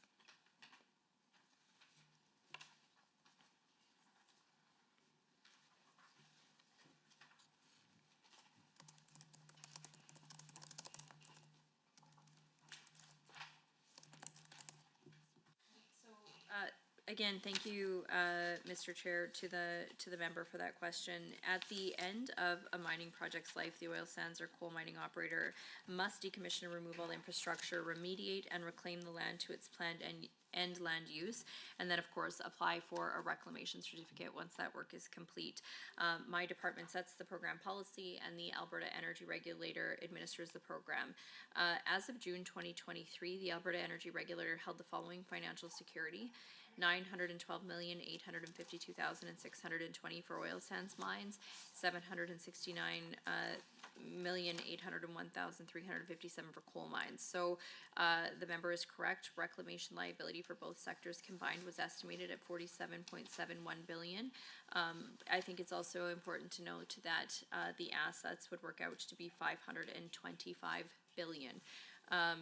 So under MFSP, the oil sands coal reserves, of course, can be used as collateral to backstop approximately 95% of reclamation liability for all but the last 15 years of mining. The difference between financial security held by the AER in the MFSP and reclamation liability is because all oil sands mines have more than 15 years of mining remaining.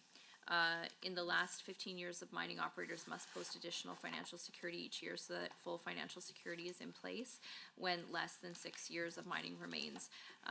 Of course, we are aware of the Auditor General's recommendations around that asset calculation, and as I mentioned, we will be working to address that later this year.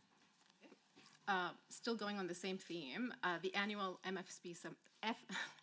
MFSP submissions tell us that from September 2022 to September 2023, that the MFSP once again collected $0 in security from oil sands mine operator. This is the 8th year in a row where the MFSP collected $0 from oil sands mine operators, such that the amount of security held today is proportionally less than what was held back in 2015. What is the amount of security that the MFSP will collect this year? And for that, Mr. Chair, I'd like to call on my ADM of Lands, Brian Makawecki, to provide some more specific background on that question.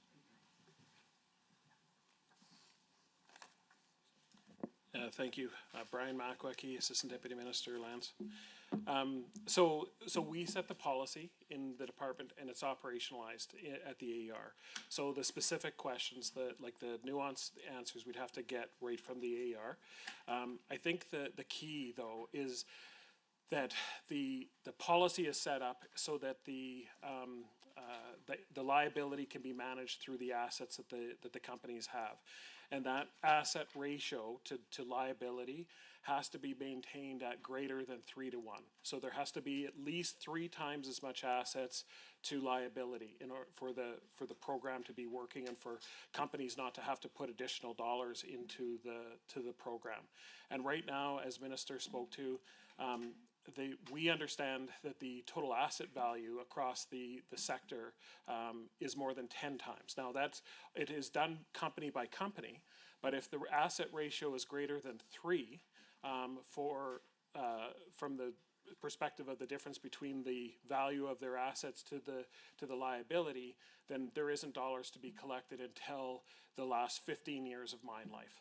So right now, if the program is operating as the policy is intended, the AR will make those calculations, then they'll apply it and collect the appropriate dollars. Looking at the time, it's only Okay. 3 seconds there. I have a lot of questions. I'll but- let her ring, there we go. Okay, we'll go over to the government caucus side, and MLA Madhu, go ahead, you have 10 minutes. Thank you, Chairman. Thank you, Minister, for being here to answer some questions. I would like to touch a little bit on sustainable economic development mandate and as it relates to outcome 2 on page 52 of the business plan to develop natural resources responsibly. There's been a lot of, I find that, and as a preamble to the exact question, that there tends to be a lot of misunderstanding both in this country and even within the province, and certainly within some other political parties, as to what exactly is the state of climate change policy on the planet, what actually is happening, and what are the unintended consequences of some of the propositions that have been espoused, and what exactly is the reality of what's actually taking place on the ground. A lot of people, including the federal NDP leader, would talk about shutting down the oil and gas industry and being against LNG projects, for example, in Canada. Meanwhile, around the world, there is no other oil exporting country on this planet, that is actively trying to discourage oil production in their country. And the other thing that is relevant is that not only do they not try to discourage their own oil production, they try to maintain the market so that they can get a sustainable price going forward. And so we can look at OPEC, and the largest oil producer on the planet today, United States, which has increased production dramatically over the last several years, despite some of the rhetoric that we hear coming from the political world in the United States of reducing fossil fuel consumption, et cetera, like that.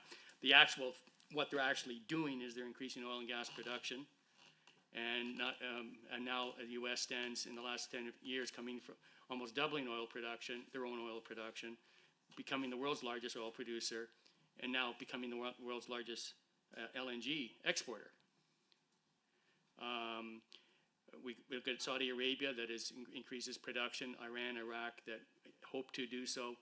Even Norway is increasing its oil production. That's the reality. Demand will be what demand will be, depending on policies around the world. But what we do see in terms of demand is an explosion of demand, from particularly in Asia, and particularly China, so that 53% of all total demand today is from Asia. And so while North America and Europe are have moderate or level oil production demand, the rest of the world is increasing. Meanwhile, there are calls for us and policies being trying to be put in place to eliminate or reduce our own oil and gas production. I have a friend who worked in the C-suite for the Qatar Natural Gas LNG company, and he talks about how they literally had a celebration in their offices when they heard of Mr. Trudeau's proposition about there's no business case for LNG. Meanwhile, Qatar and other jurisdictions are signing long-term major contracts for billions of dollars as they increase their LNG production and the world increases its consumption. So, a little bit of a preamble, I understand that, but for the record, I think it's important to make sure that this industry that is the single largest contributor to all government, federal government and provincial government revenues is being criticized and obstacles put in the way, contrary to what exactly is actually happening in the rest of the world. And that's the fact. We're the only ones doing that. And so you have made some comments that essentially, Excuse me, just, there's a rule for 5 minutes, so if Okay. I can get you to get to your question. What are you doing to stand up for Albertans against the federal government's ministers so that we can continue to balance environmental protection and natural resource development? And I have another question after that.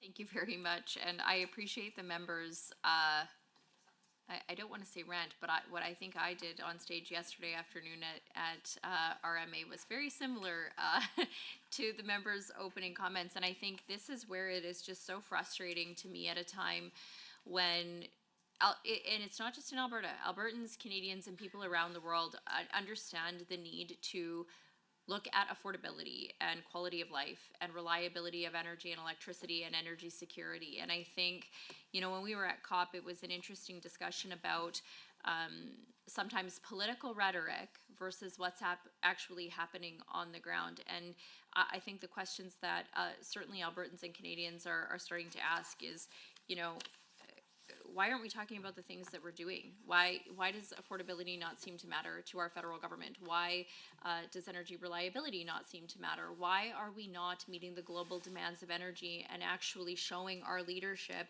And it really comes down to ideology versus common sense. And it is exceptionally frustrating, I think, for us in Alberta. Now I'm on my soapbox here, but I do think that Canadians across the country are also seeing the importance of saying, you know what, we want to reduce emissions, we want to take care of our environment, but people absolutely are focused on affordability, reliability, and energy security right now. And unfortunately, even when we were at places like COP, and there are such exceptional things, not just happening in Alberta, happening across our province and the federal government, not taking an approach of allowing provinces to tell those stories. It's why I felt so strongly that we needed to be there, why our premier felt so strongly that we needed to be there. And I think that if we had a federal government who would take a different approach, put, I think, the well-being and affordability concerns of Albertans and Canadians at the forefront and looked creatively about how we in Alberta and Canada can reduce global emissions, we'd be having a very, very different conversation than we're having right now. And our annual emissions in Alberta, we've declined from 281 million tons in 2015 to 256 million tons while still growing our economy. And that's, I think, the entire goal here is how do we make sure that we're reducing emissions, creating jobs, expanding our economy, and meeting the world's energy needs, which you are correct, going up every day. We've reduced electricity emissions by 53%, reduced methane emissions by 45% since 2014. More than 11.5 million tons of CO2 are safely stored underground through CCUS since 2020. The oil sands emissions intensity per barrel has fallen 23% since 2009 and is expected to decline another 28% by 2035.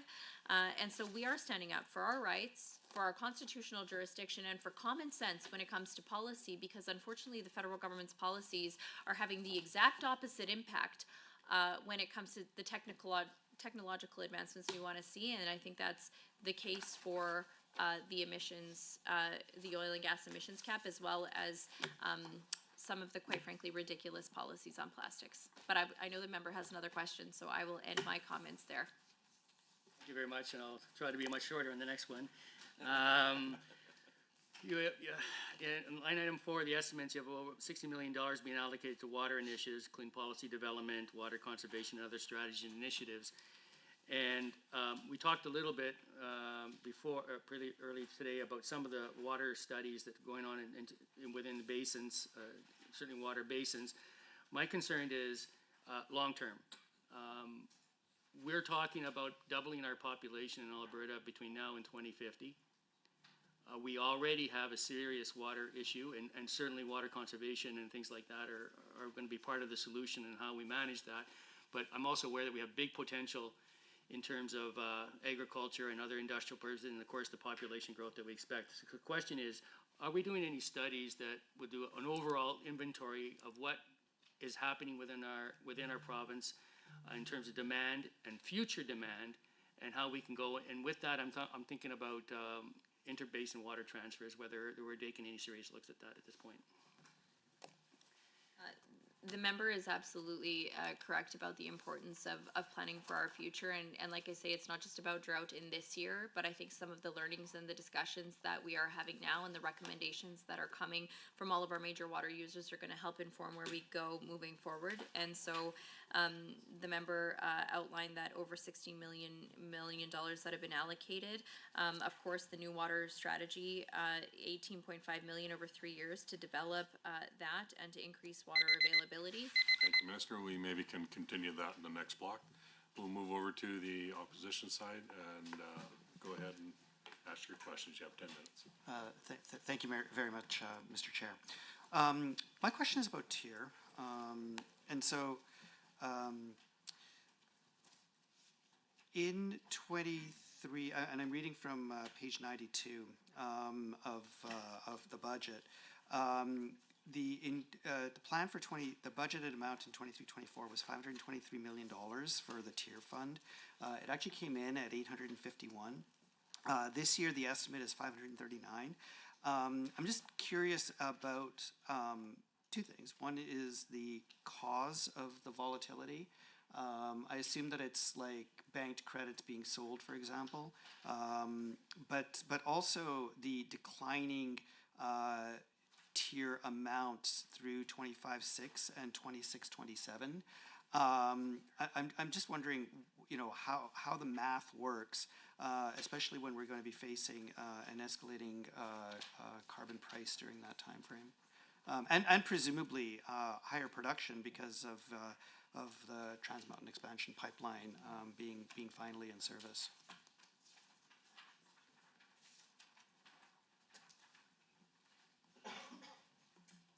Thank you very much, Mr. Chair. I appreciate that question. And so just to give a little bit of background before I dive into the specifics, which are important, the TIER fund revenue is compliance payments, of course, from industrial facilities regulated by the TIER regulation. So companies do have a choice in how they comply with the TIER regulation. They can reduce their emissions on site. They can pay into their TIER fund at the set carbon price. Of course, that is linked with the federal carbon price, and then use credits, emission performance credits and offsets. So it is somewhat challenging to accurately forecast revenues to the TIER fund given the complexity given the compliance flexibility and the variability in product markets.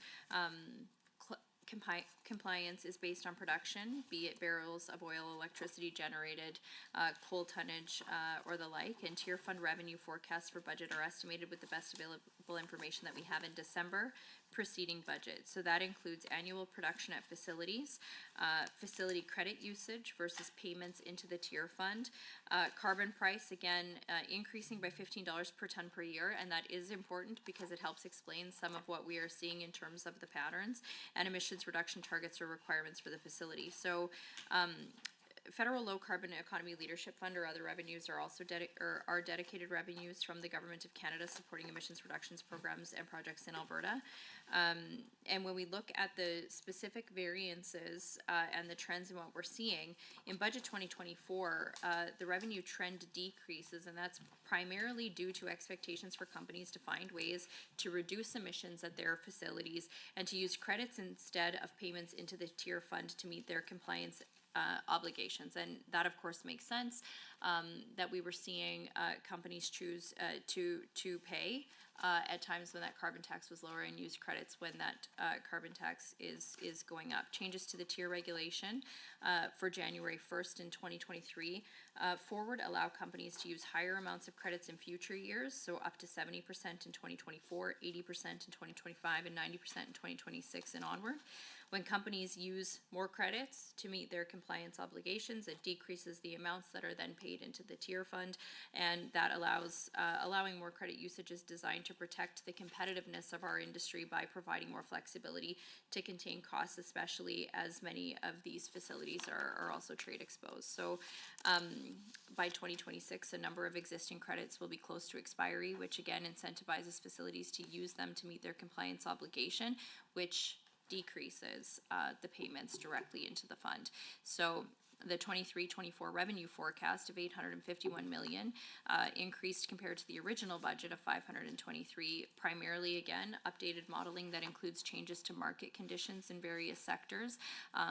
For example, higher oil and gas production, additional payments received in 23-24 from the previous compliance years, so that extra revenue is recognized in 23-24, and increased expectations that companies will choose to meet their compliance by making payments into the fund instead of using credits, again in the short term, likely driven by price, and opting to hold them for use in future years when that carbon price is higher. So I guess my question, is the implications that has for motivating investment, because the purpose is to have a price that motivates investment in carbon reduction technology, and primarily being my concern is CCUS, and really having Alberta be a world center for this technology. Is there kind of public information on what these credit banks look like, what the secondary market prices for some of these credits are? Like, how is an investor supposed to make their own business case when the pricing for the credit seems so volatile? And so I am going to hand it over to my ADM, Kate, but first I do just want to point out, first of all, we are very supportive of CCUS. Our commitment to the Alberta Carbon Capture Incentive Program, again, a portion of tier funding will be going to support that.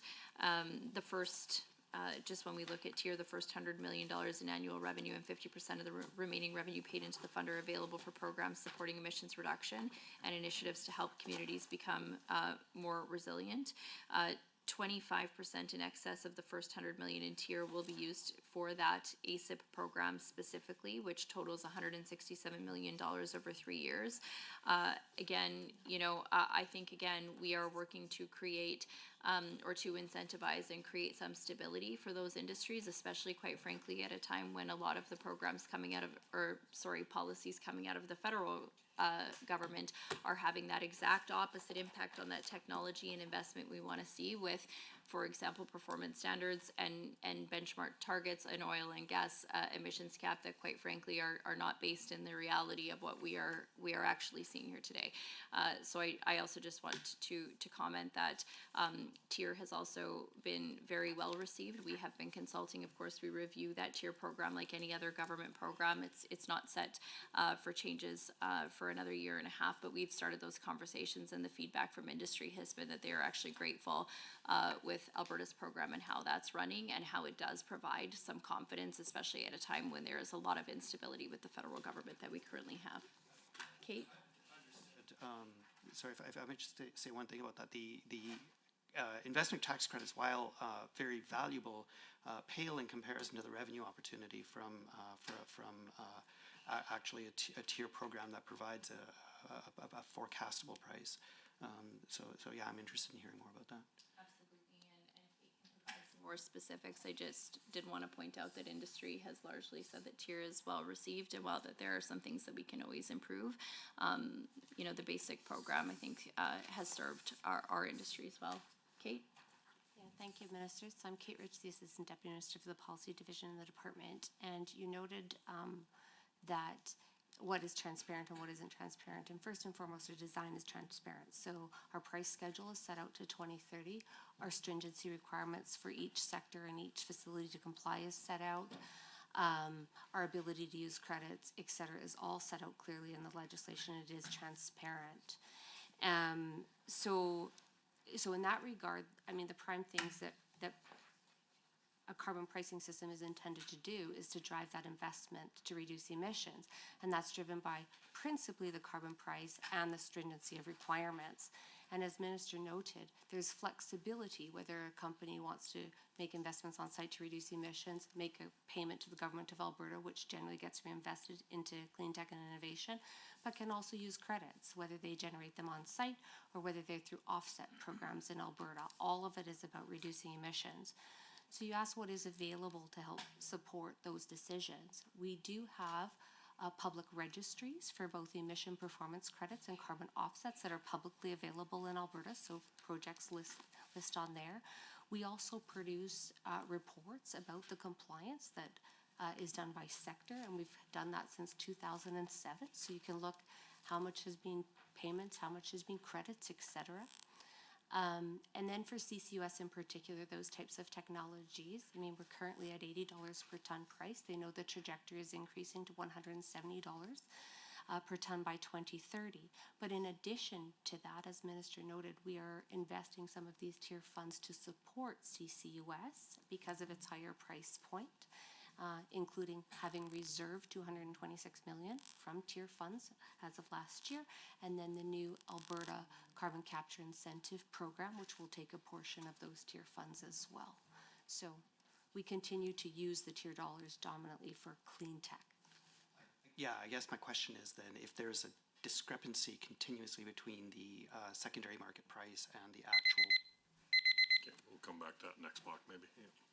We'll go over MLA Dick, you have 10 minutes. Well, excellent. Well, thank you, Chair, and also team. We're coming into the last hour here, so really appreciate you guys being here for a few hours here this afternoon. I've got a few questions here. This government has just been really focused on red tape reduction. You've streamlined the department. I think you kind of mentioned that in some of your remarks prior. The good news is I've even had a local company mention that it was actually their internal red tape that was holding them up, and not the department. So well done. So that's might be a first, but hopefully one of many. Yeah, I truly believe that some of the big growth in Alberta right now is in our economy is just because of the opportunities, the Alberta Advantage.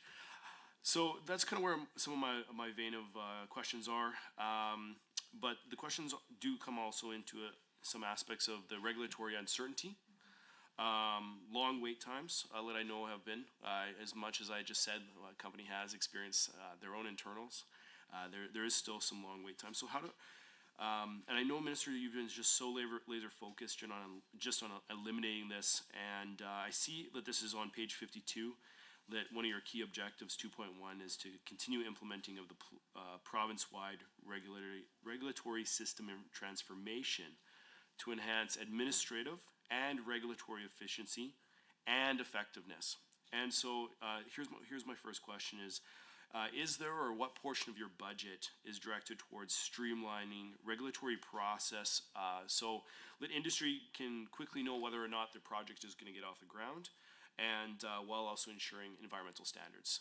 It's super important for industry to know the foundation of where they're going, and so would love just an update on that in regards to this budget. Absolutely. I'm really grateful for that question because I do believe that we have to find ways to reduce red tape and improve our regulatory process while, of course, still maintaining our world-class environmental protections. And I often say that, of course, there's one thing, there's the count, right? The legislative and regulatory count, but then sometimes there are just processes that really don't seem to make any sense and end up creating additional red tape, whether that be, quite frankly, for industries that want to expand, for municipalities, for example, creating new subdivisions to meet our growing housing needs.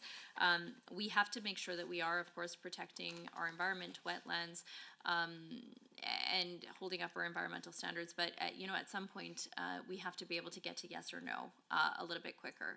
And that, I think, is really one of the things that impacts certainty. And a well-functioning regulatory system is key to that. In that way, it's key to our province's economy, and my department has launched a major project to fully transform our regulatory system, bringing the application process into the 21st century, like what we're doing on water as well.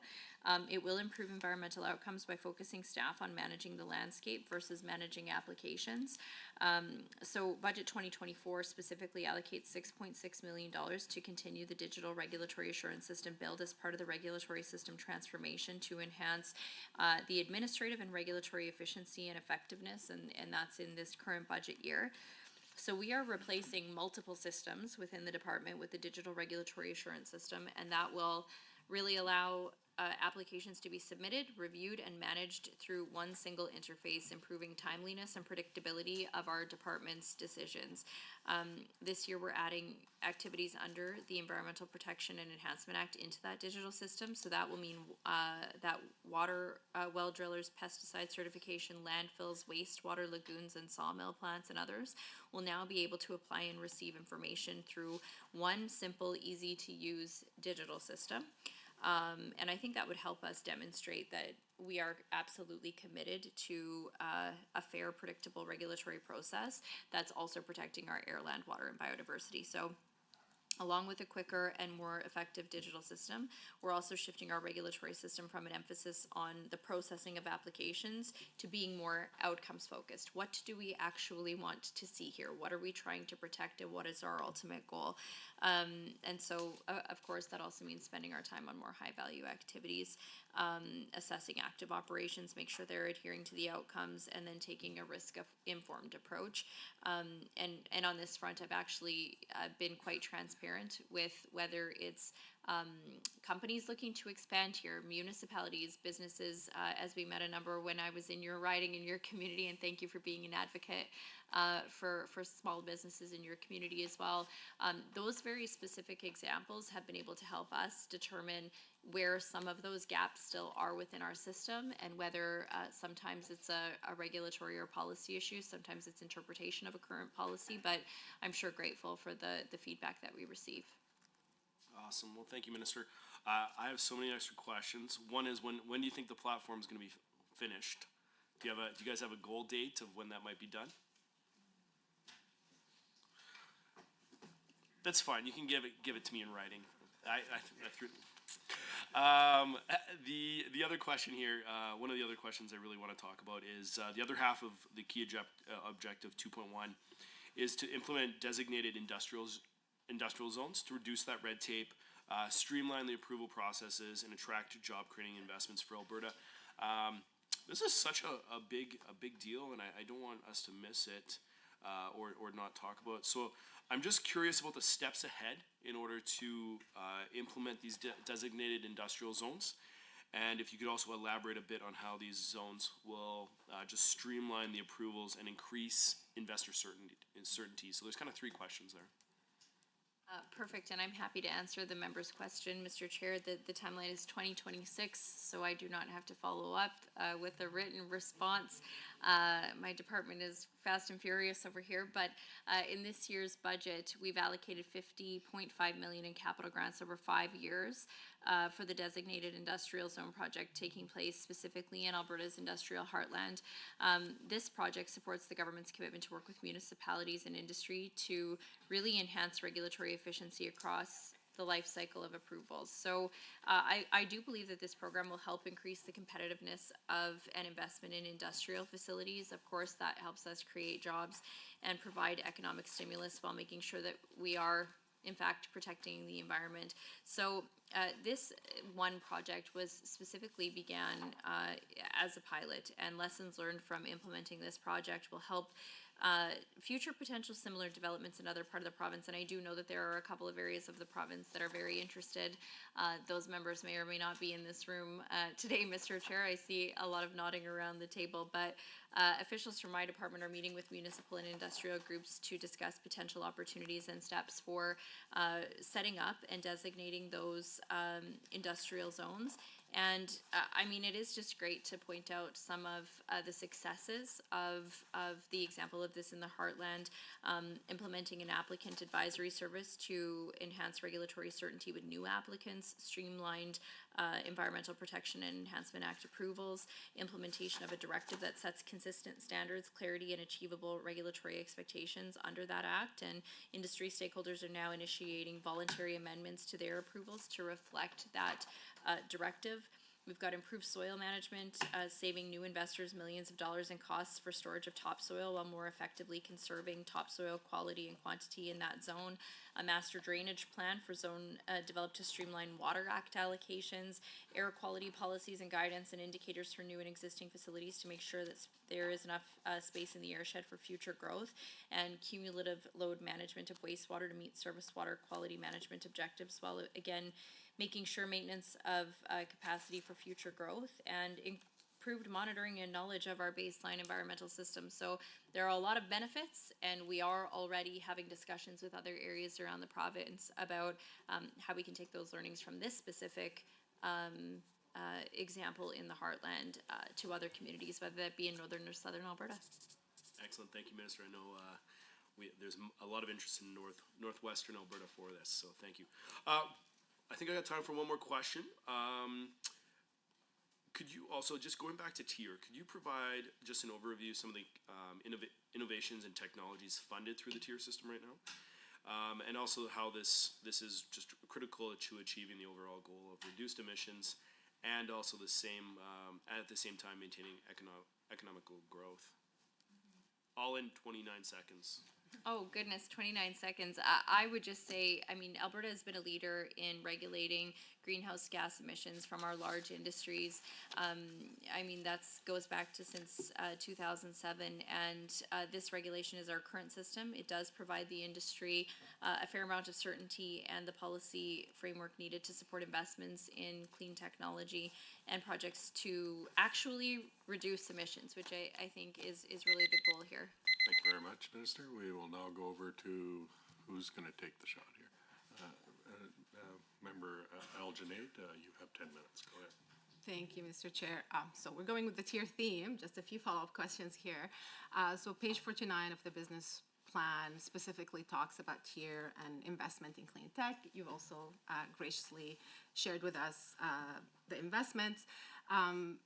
But, you know, in the budget, however, we see that TIER revenue is transferred to the province's general revenue fund for debt and deficit reduction, and also to support the energy war room. So, you know, as the minister also knows, there is a wide breadth of clean technologies Alberta could be competitive to attract to Alberta. You know, there are different forms of energy or tech, like energy storage and direct air capture. I know you mentioned CCUS, but there are so many other technologies. There's also the U.S. Inflation Reduction Act that has changed the whole investment space at the moment. It offers generous tax incentives for clean energy investments, and neither Alberta nor Canada can match the IRA $1 trillion impact. But Alberta can instead maybe leverage carbon contracts for a difference, and I'm curious, why isn't this something that was introduced in the budget to help attract the investments? I'm curious if you've done any analysis on how Alberta would close the gap of incentives. And also, have you done an analysis on how the energy war room reduces emissions?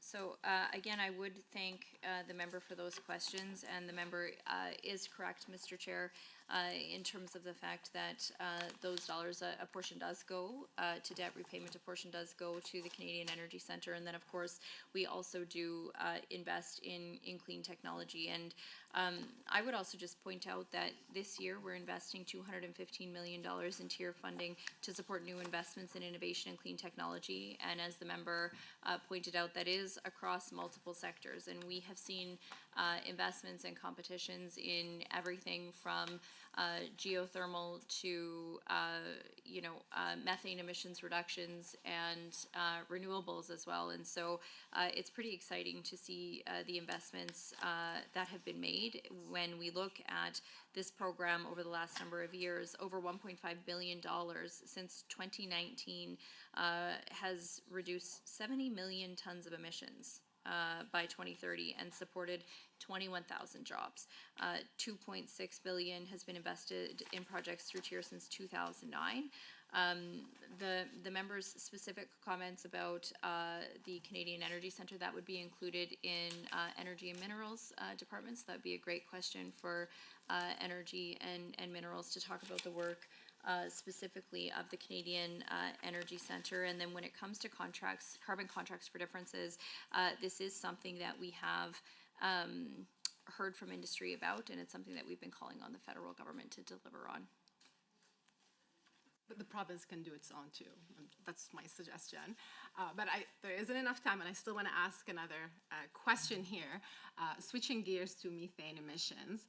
I'm glad you mentioned COP earlier. So the minister, through you, Chair, you attended COP with the Premier. There were over 150 countries, including Canada, that joined the Global Methane Pledge to cut the emissions at least 30% by 2030. Over 50 oil and gas companies worldwide have also joined to address leaky methane systems. Last year in April, your government released its emission reduction energy plan, sharing net zero goals by 2050, and a methane emission target of 75 to 80% from the conventional oil and gas sector by 2030. The ERP is also mentioned on page 49 of the business plan. So what has the ministry put in place to achieve these methane targets? Are you investing in new programs? How much money from the ERA is allocated over the next 3 years towards methane reduction?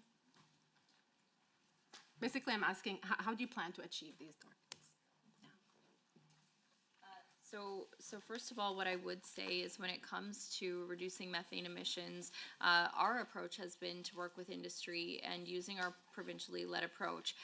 We did, just before COP actually, we were able to announce that we had hit our first methane emissions reduction target from upstream oil and gas by 45%. We hit that target 3 years ahead of schedule, and I also always point out that we did that for $600 million less cost to industry than if we had done things the way that the federal government wanted to see those programs rolled out. So methane emissions are falling rapidly, and that is what matters here.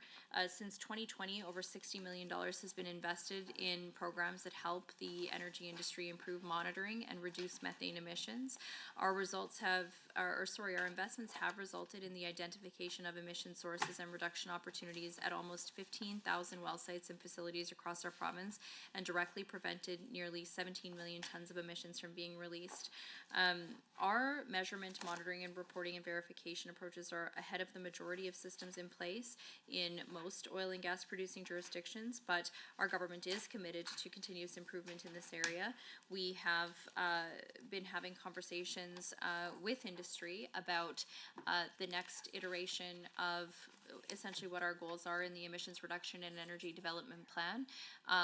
Obviously, we also had the announcement from the federal government, which is their commitment is slightly different. We are very committed to the fact that this, of course, impacts our energy production. This is an area then of provincial jurisdiction, and we will continue to do this in our own way because, quite frankly, we are seeing results that we wouldn't have seen under a federal approach. And so while we are still working on what that next iteration of TIER investments is going to look like, those are the conversations that we are having with industry. But industry was also, at the time that we released our emissions reduction and energy development plan, they were partners in identifying what we thought reasonable next targets would be, and that was where the number came from in our plan. Okay, I still have 2 minutes. I'm gonna ask on the oil sands. So there was a research published in the journal Science that showed air pollution from oil sands exceeds industry reported emissions by 1,900% to 6,300%. These are alarming findings. I'm curious if the ministry has looked into this study. Have you investigated these numbers, just with all the monitoring you're doing?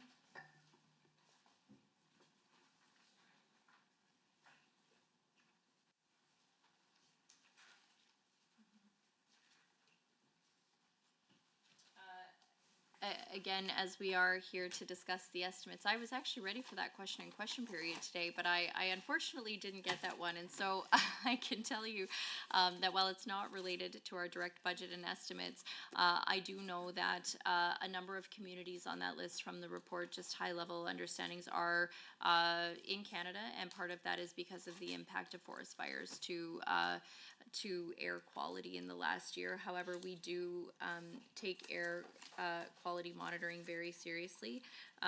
That's why, for example, we have the oil sands monitoring program specific to that area of the province, but we do have sites across the province to manage air quality monitoring.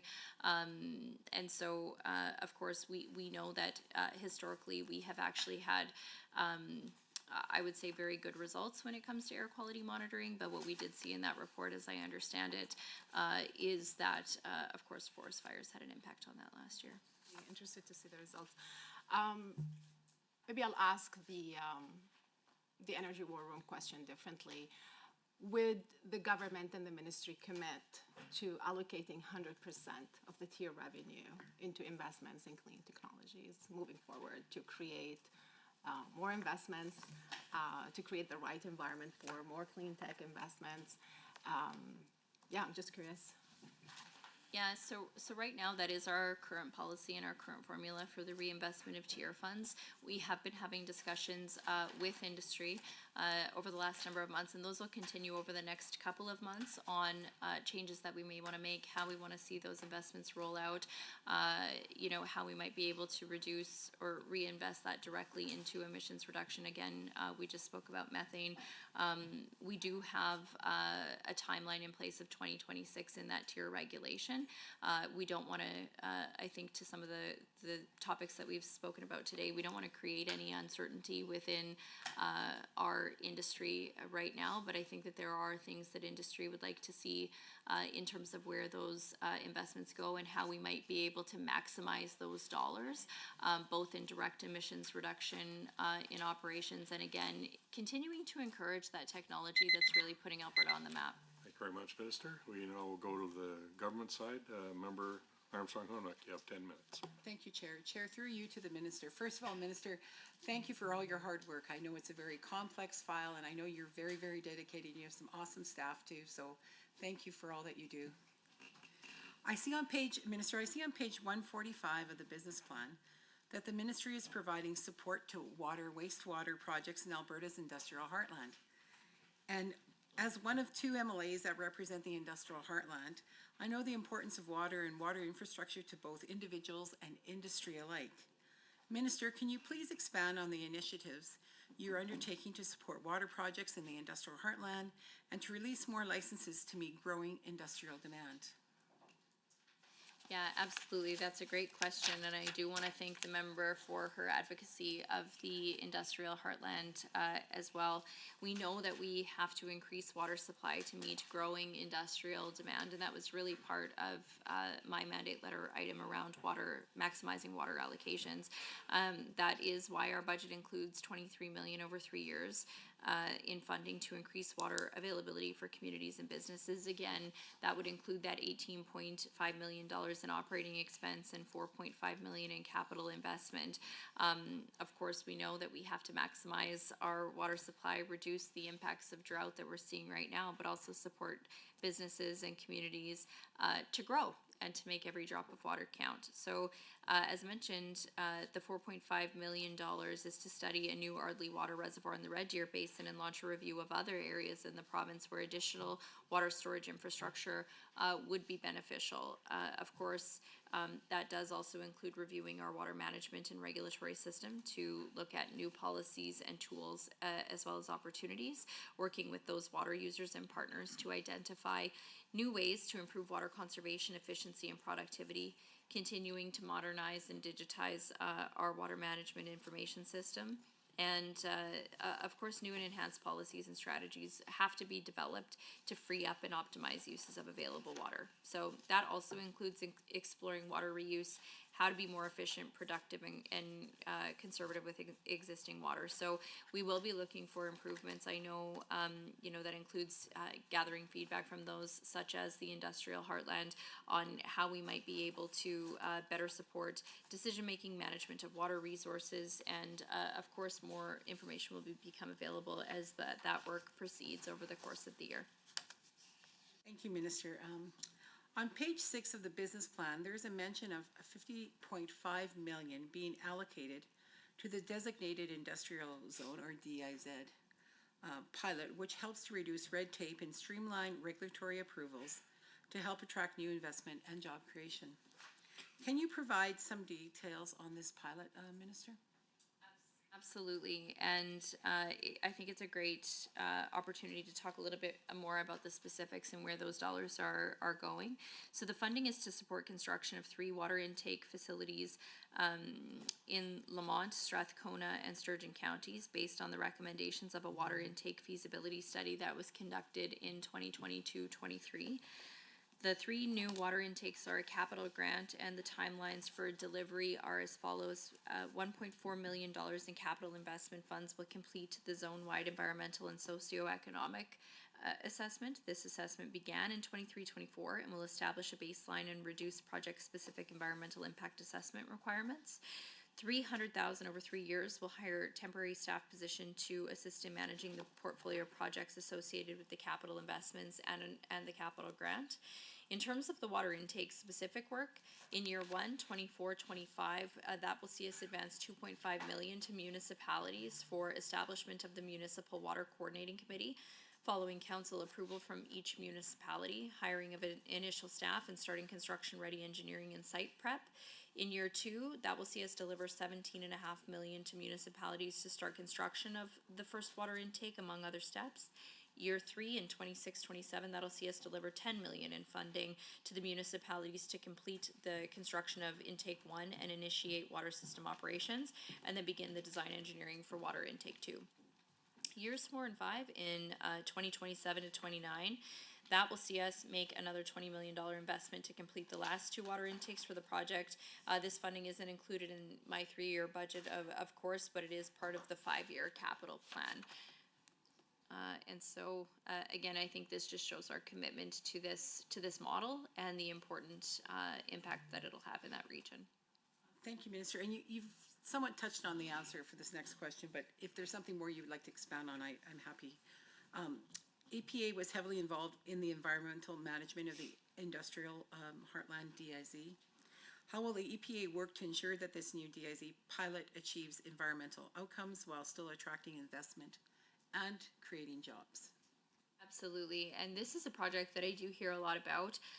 The facilities in that designated industrial zone do benefit from consistent coordinated regulatory approvals, shared access to infrastructure and resources, and minimize cumulative environmental impacts through participative governance of a zone and a commitment to a continuous improvement.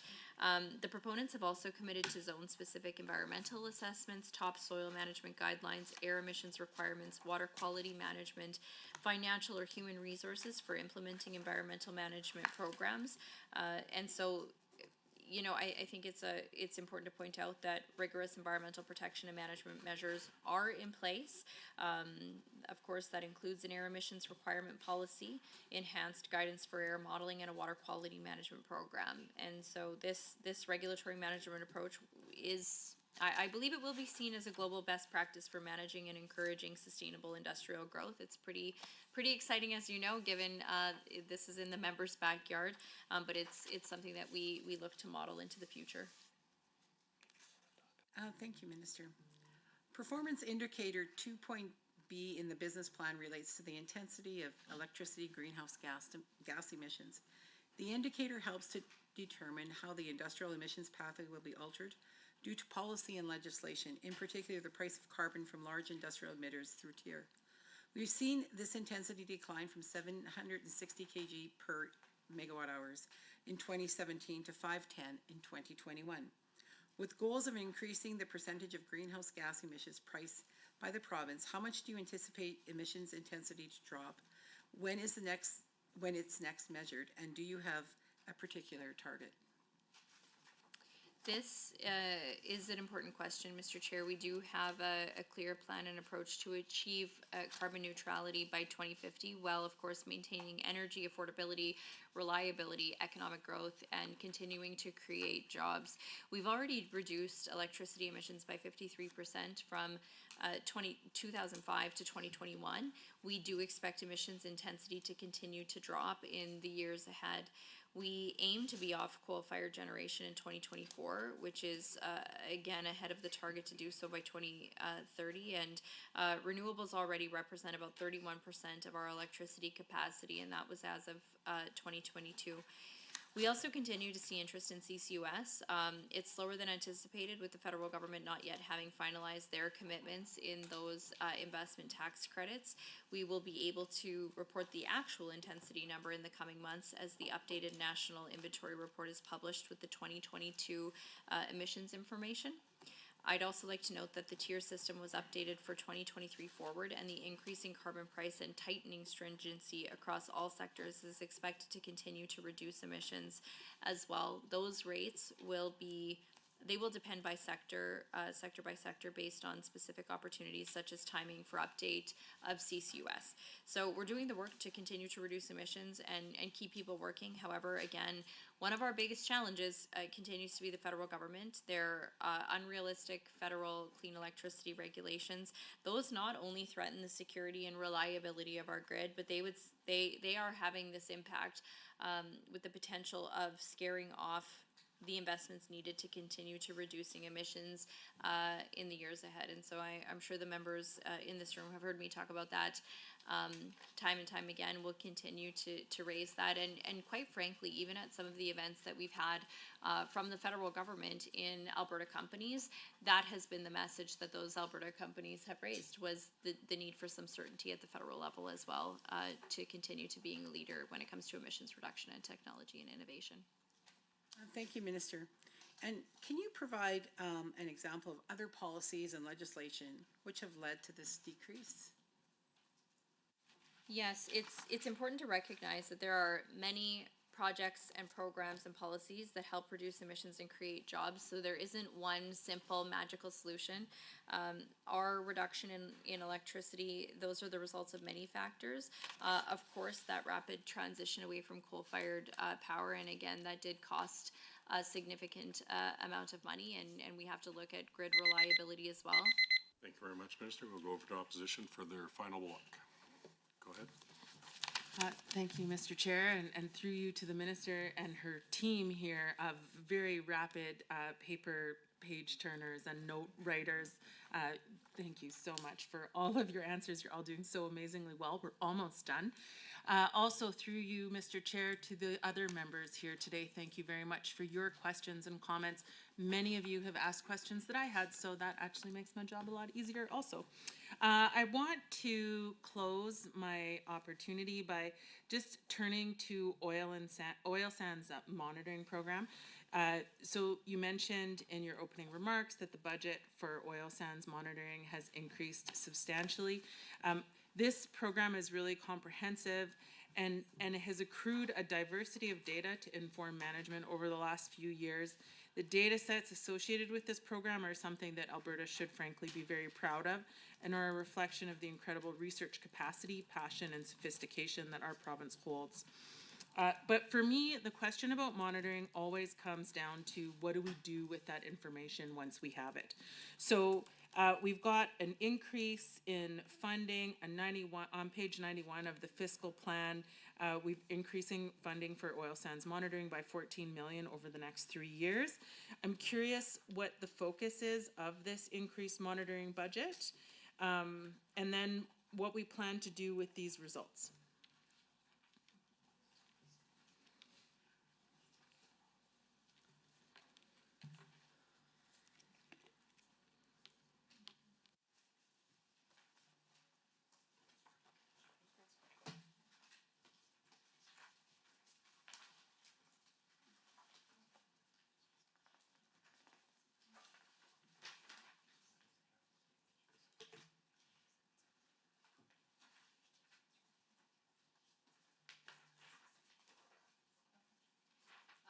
Thank you very much, and thank you through the chair to the member for allowing us to do a little bit more page flipping so that we can have very accurate answers for you on this.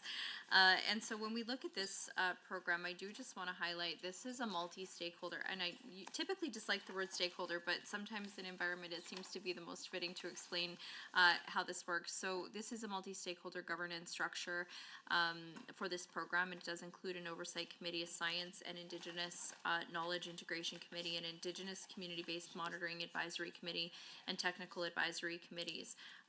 Of course, that includes industry and Indigenous communities being supportive of the structure and the participation. And so I think that that is a benefit and speaks to what the member was saying about the importance of this work. And the program co-chairs approve the annual monitoring work plans focusing on assessing the impact of oil sands development on air quality, surface water, groundwater quality and quantity, aquatic ecosystem health, wetlands, wildlife health, and biodiversity, as well as further quantification of regional baseline conditions and cumulative environmental effects assessment.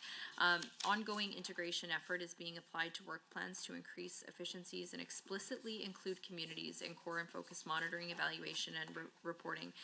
Over half of the total budget is provided to external monitoring organizations to support the mandate of the program. The program is implemented through more than 50 internal and external partnerships with monitoring organizations, agencies, and Indigenous communities, environmental and like NGOs and universities. Investment in Indigenous-led community-based monitoring has also increased nearly fourfold since 2014-15, which I think is important.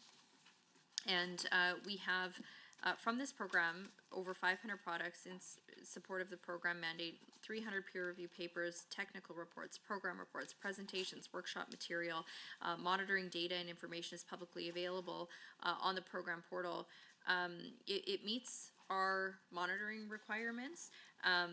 But of course, one of the things I think to answer the member's specific question about so what now, I think it's one thing to have all of that information available, and it is transparently available on the portal, but I think the issue is making sure that we do have it in a publicly palatable and understandable format so that there is confidence for folks to understand and put that data into context. And so that is one of the priorities that we're working on under that program this year.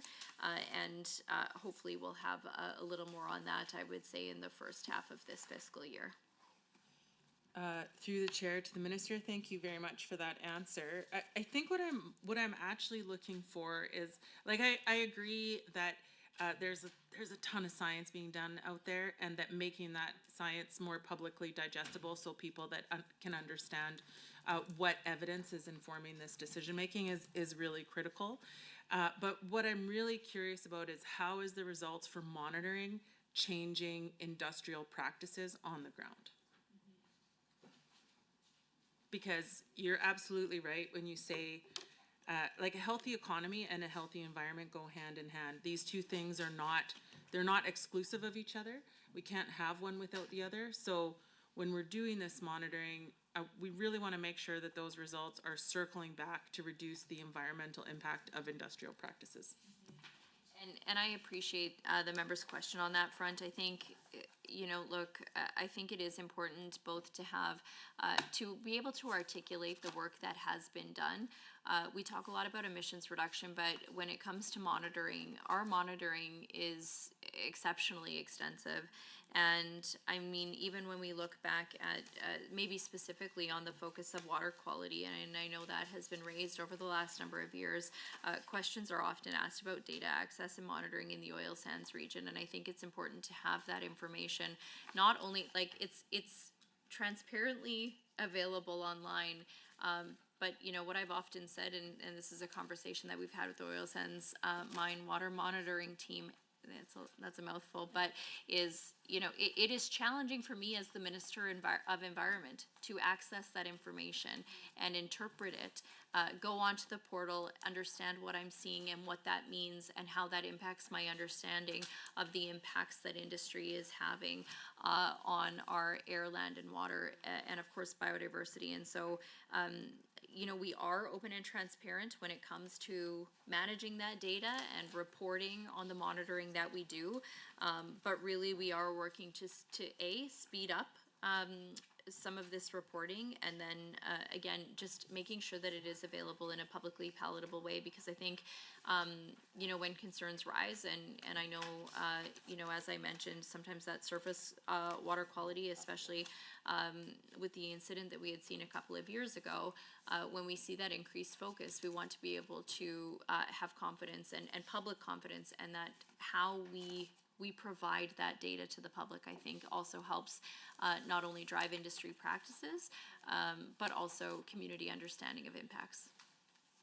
Yeah, through the chair to the minister, I think that this is a really important part of accountability.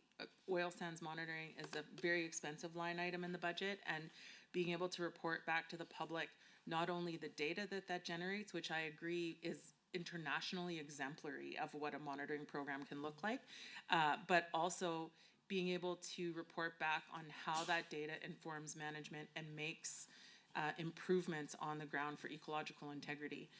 And I look forward to working with you over the next 3 years to find out how we can do that. I've got 1 minute and 44 seconds left and one super not fast question. So, you know, earlier we started out at the very beginning talking about drought and the Bow River, a new dam on the Bow River, and that feasibility study. I just want to know, I have 2 questions. Like, one, when can we expect that feasibility study to be publicly released? And 2, was part of that feasibility study to look at existing dams on the Bow River? There are 11 dams in the Bow watershed between Lake Minnewanka and Cochrane.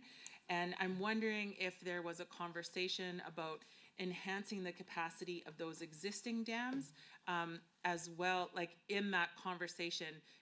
Basically what I'm saying is, can we enhance the capacity of existing infrastructure without having to build a new dam on the Bow River?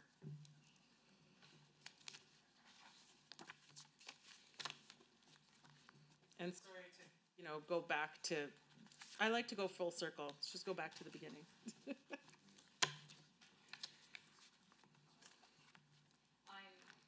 Certainly glad, Mr. Chair, that the member asked that question, because I know she had mentioned it early on, and I kept that page out and was going to try to jump right back to it before we ran out of time today. And so the answer is yes. Work is underway to increase flood and drought storage capacity along the Bow River. That work is building on the work done by the Bow River Working Group back in 2019, where it was determined that more was needed. So a feasibility study is looking at 3 possible options to build a new reservoir that protects Calgary and other communities along the Bow River. We are moving as quickly as possible. Well, Next year. Okay, we will go to the government caucus. MLA Dick, you can finish us off. Thank you very much. I'm so excited to wrap up this meeting in the next 8.5 minutes. So I want to go back to tier for a couple minutes here, just on page 52 of the business plan. The focus of it, from my understanding, is to drive economy-wide decarbonization through the tier regulatory system. So, Minister, my question is this: how would you describe the effectiveness of tier so far as a major emissions reduction program in Alberta, as well as how does this compare to other jurisdictions, maybe across the world or Canada? You can take your pick.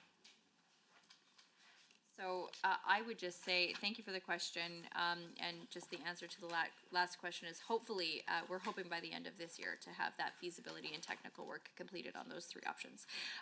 Alberta has been a leader in regulating greenhouse gas emissions from our large industries, you know, since 2007, and this is our current system. I think, you know, we've certainly heard this from places around the world, you know, especially when we are at international conferences like COP, to hear what people are talking about in terms of, you know, maybe in the 2030s at some point, if we could get some of this infrastructure and work on some of that regulation, we could look at CCUS.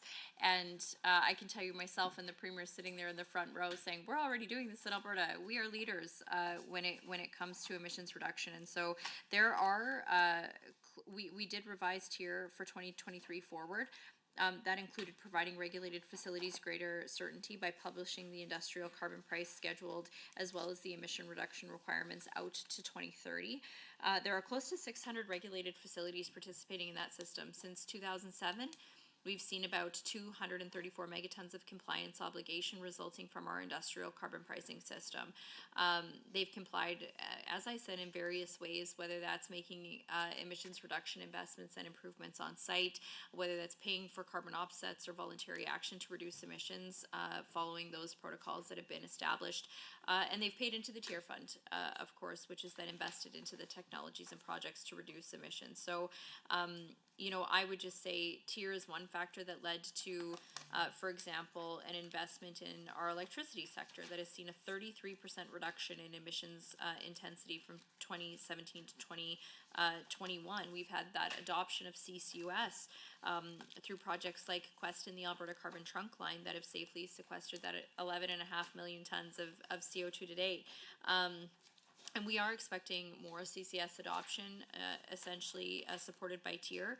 Bioenergy proliferation across our province. I mean, I was at the biomass conference just a couple of months ago, and again, that is a type of the technology that is driven by those TIER incentives, and it is incenting biofuel and biogas projects.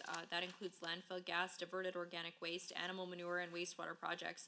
I mean, I think that this is quite exciting, and they're just some of the examples that have been really driven forward by TIER. And I mean, every single day I hear of another Alberta company that is doing great things and has new opportunities and new ideas to move our province forward. And, you know, again, just to provide a little bit more information, in addition to that 234 million tons of total cumulative compliance obligations, 80 megatons of carbon offsets have been created to date, 4 billion in total fund payments since 2007.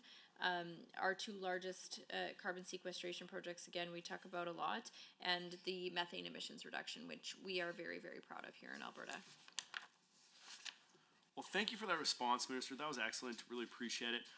For my next question here, we have TIER, which places a cost on emissions on industrial emitters, but Albertans continue to pay the federal carbon tax, making just necessities right across the board more expensive. It's just an affordability question, but it does portray into your ministry here. Minister, what do you hear from stakeholders about the consumer carbon tax, not about the industrial TIER credit? Mr. Chair, the member is absolutely correct. Albertans and Canadians are concerned about affordability, and the carbon tax adds cost to households, to seniors on fixed income, to small businesses across our province. I've also met with school divisions, for example, who've really identified how their carbon tax payments could far better be invested into kids and teachers in the classroom. It does. It costs schools, hospitals, municipal government properties like rec centers, not-for-profits, charities, and it's affecting the ability for them to put their limited dollars to the services that Albertans and Canadians are expecting from their governments, and it's not reducing emissions. I mean, Minister Guilbeault has already said that, and the Federal Environment and Sustainability Commissioner, a federal auditor, found the burden of carbon pricing disproportionately affects Indigenous groups and small businesses, and still the federal government is planning to increase that carbon tax to $80 per ton on April 1st. And we're not the only province that is in opposition to this consumer carbon tax. Alberta, Saskatchewan, Ontario, Newfoundland, Nova Scotia, New Brunswick, and PEI, again, not all political opposition, I would say. There are even liberal-led provinces that are opposed to this increase in the carbon tax, and the federal government, again, they just refuse to use common sense, to show sensitivity to the very realities that Canadians are facing right now, where anything we could do to address inflation and affordability has to be done. I mean, the carbon tax is wildly flawed, and I mean, we could just use that example of the exemption for home heating oil in Atlantic Canada. It's I mean, it's exempt from the federal tax. The federal government is providing subsidies to transition off heating oil, and the program is expected to cost more than $700 million according to the Parliamentary Budget Office. So I would also just say the federal government invests carbon tax revenue differently in different provinces. In provinces and territories that support the federal government to apply its carbon tax, they can have the revenue returned to the provincial crown or direct how they want the money used. In provinces like Alberta that challenge the federal government seems to pick and choose how to use the dollars. So fundamentally, that program is flawed, and it's not reducing emissions. It's why we obviously oppose that increase, but so too do many across the country. Well, thanks, Minister. Really appreciate that. I'd be remiss if my final question here. One, I want to say hello to my little boy Jace. He's probably watching, so just going to do that. He loves doing this. But I want to also ask a question real fast on fishing. I think there's $59.3 million allocated to fisheries management, including the provincial fish stocking program, which many Albertans taken advantage of. Other than the fish stocking program, what does this investment go towards?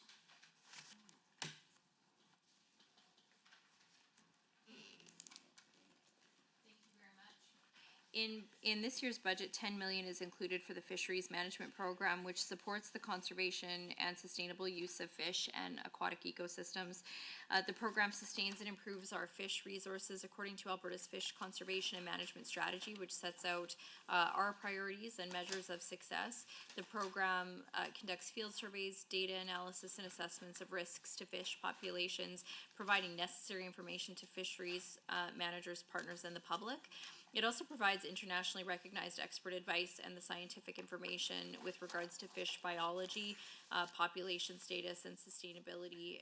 I apologize for the interruption, but I must advise the committee that the time allotted for consideration of the minister's estimates has concluded. Good questions, good answers. Well done, everybody.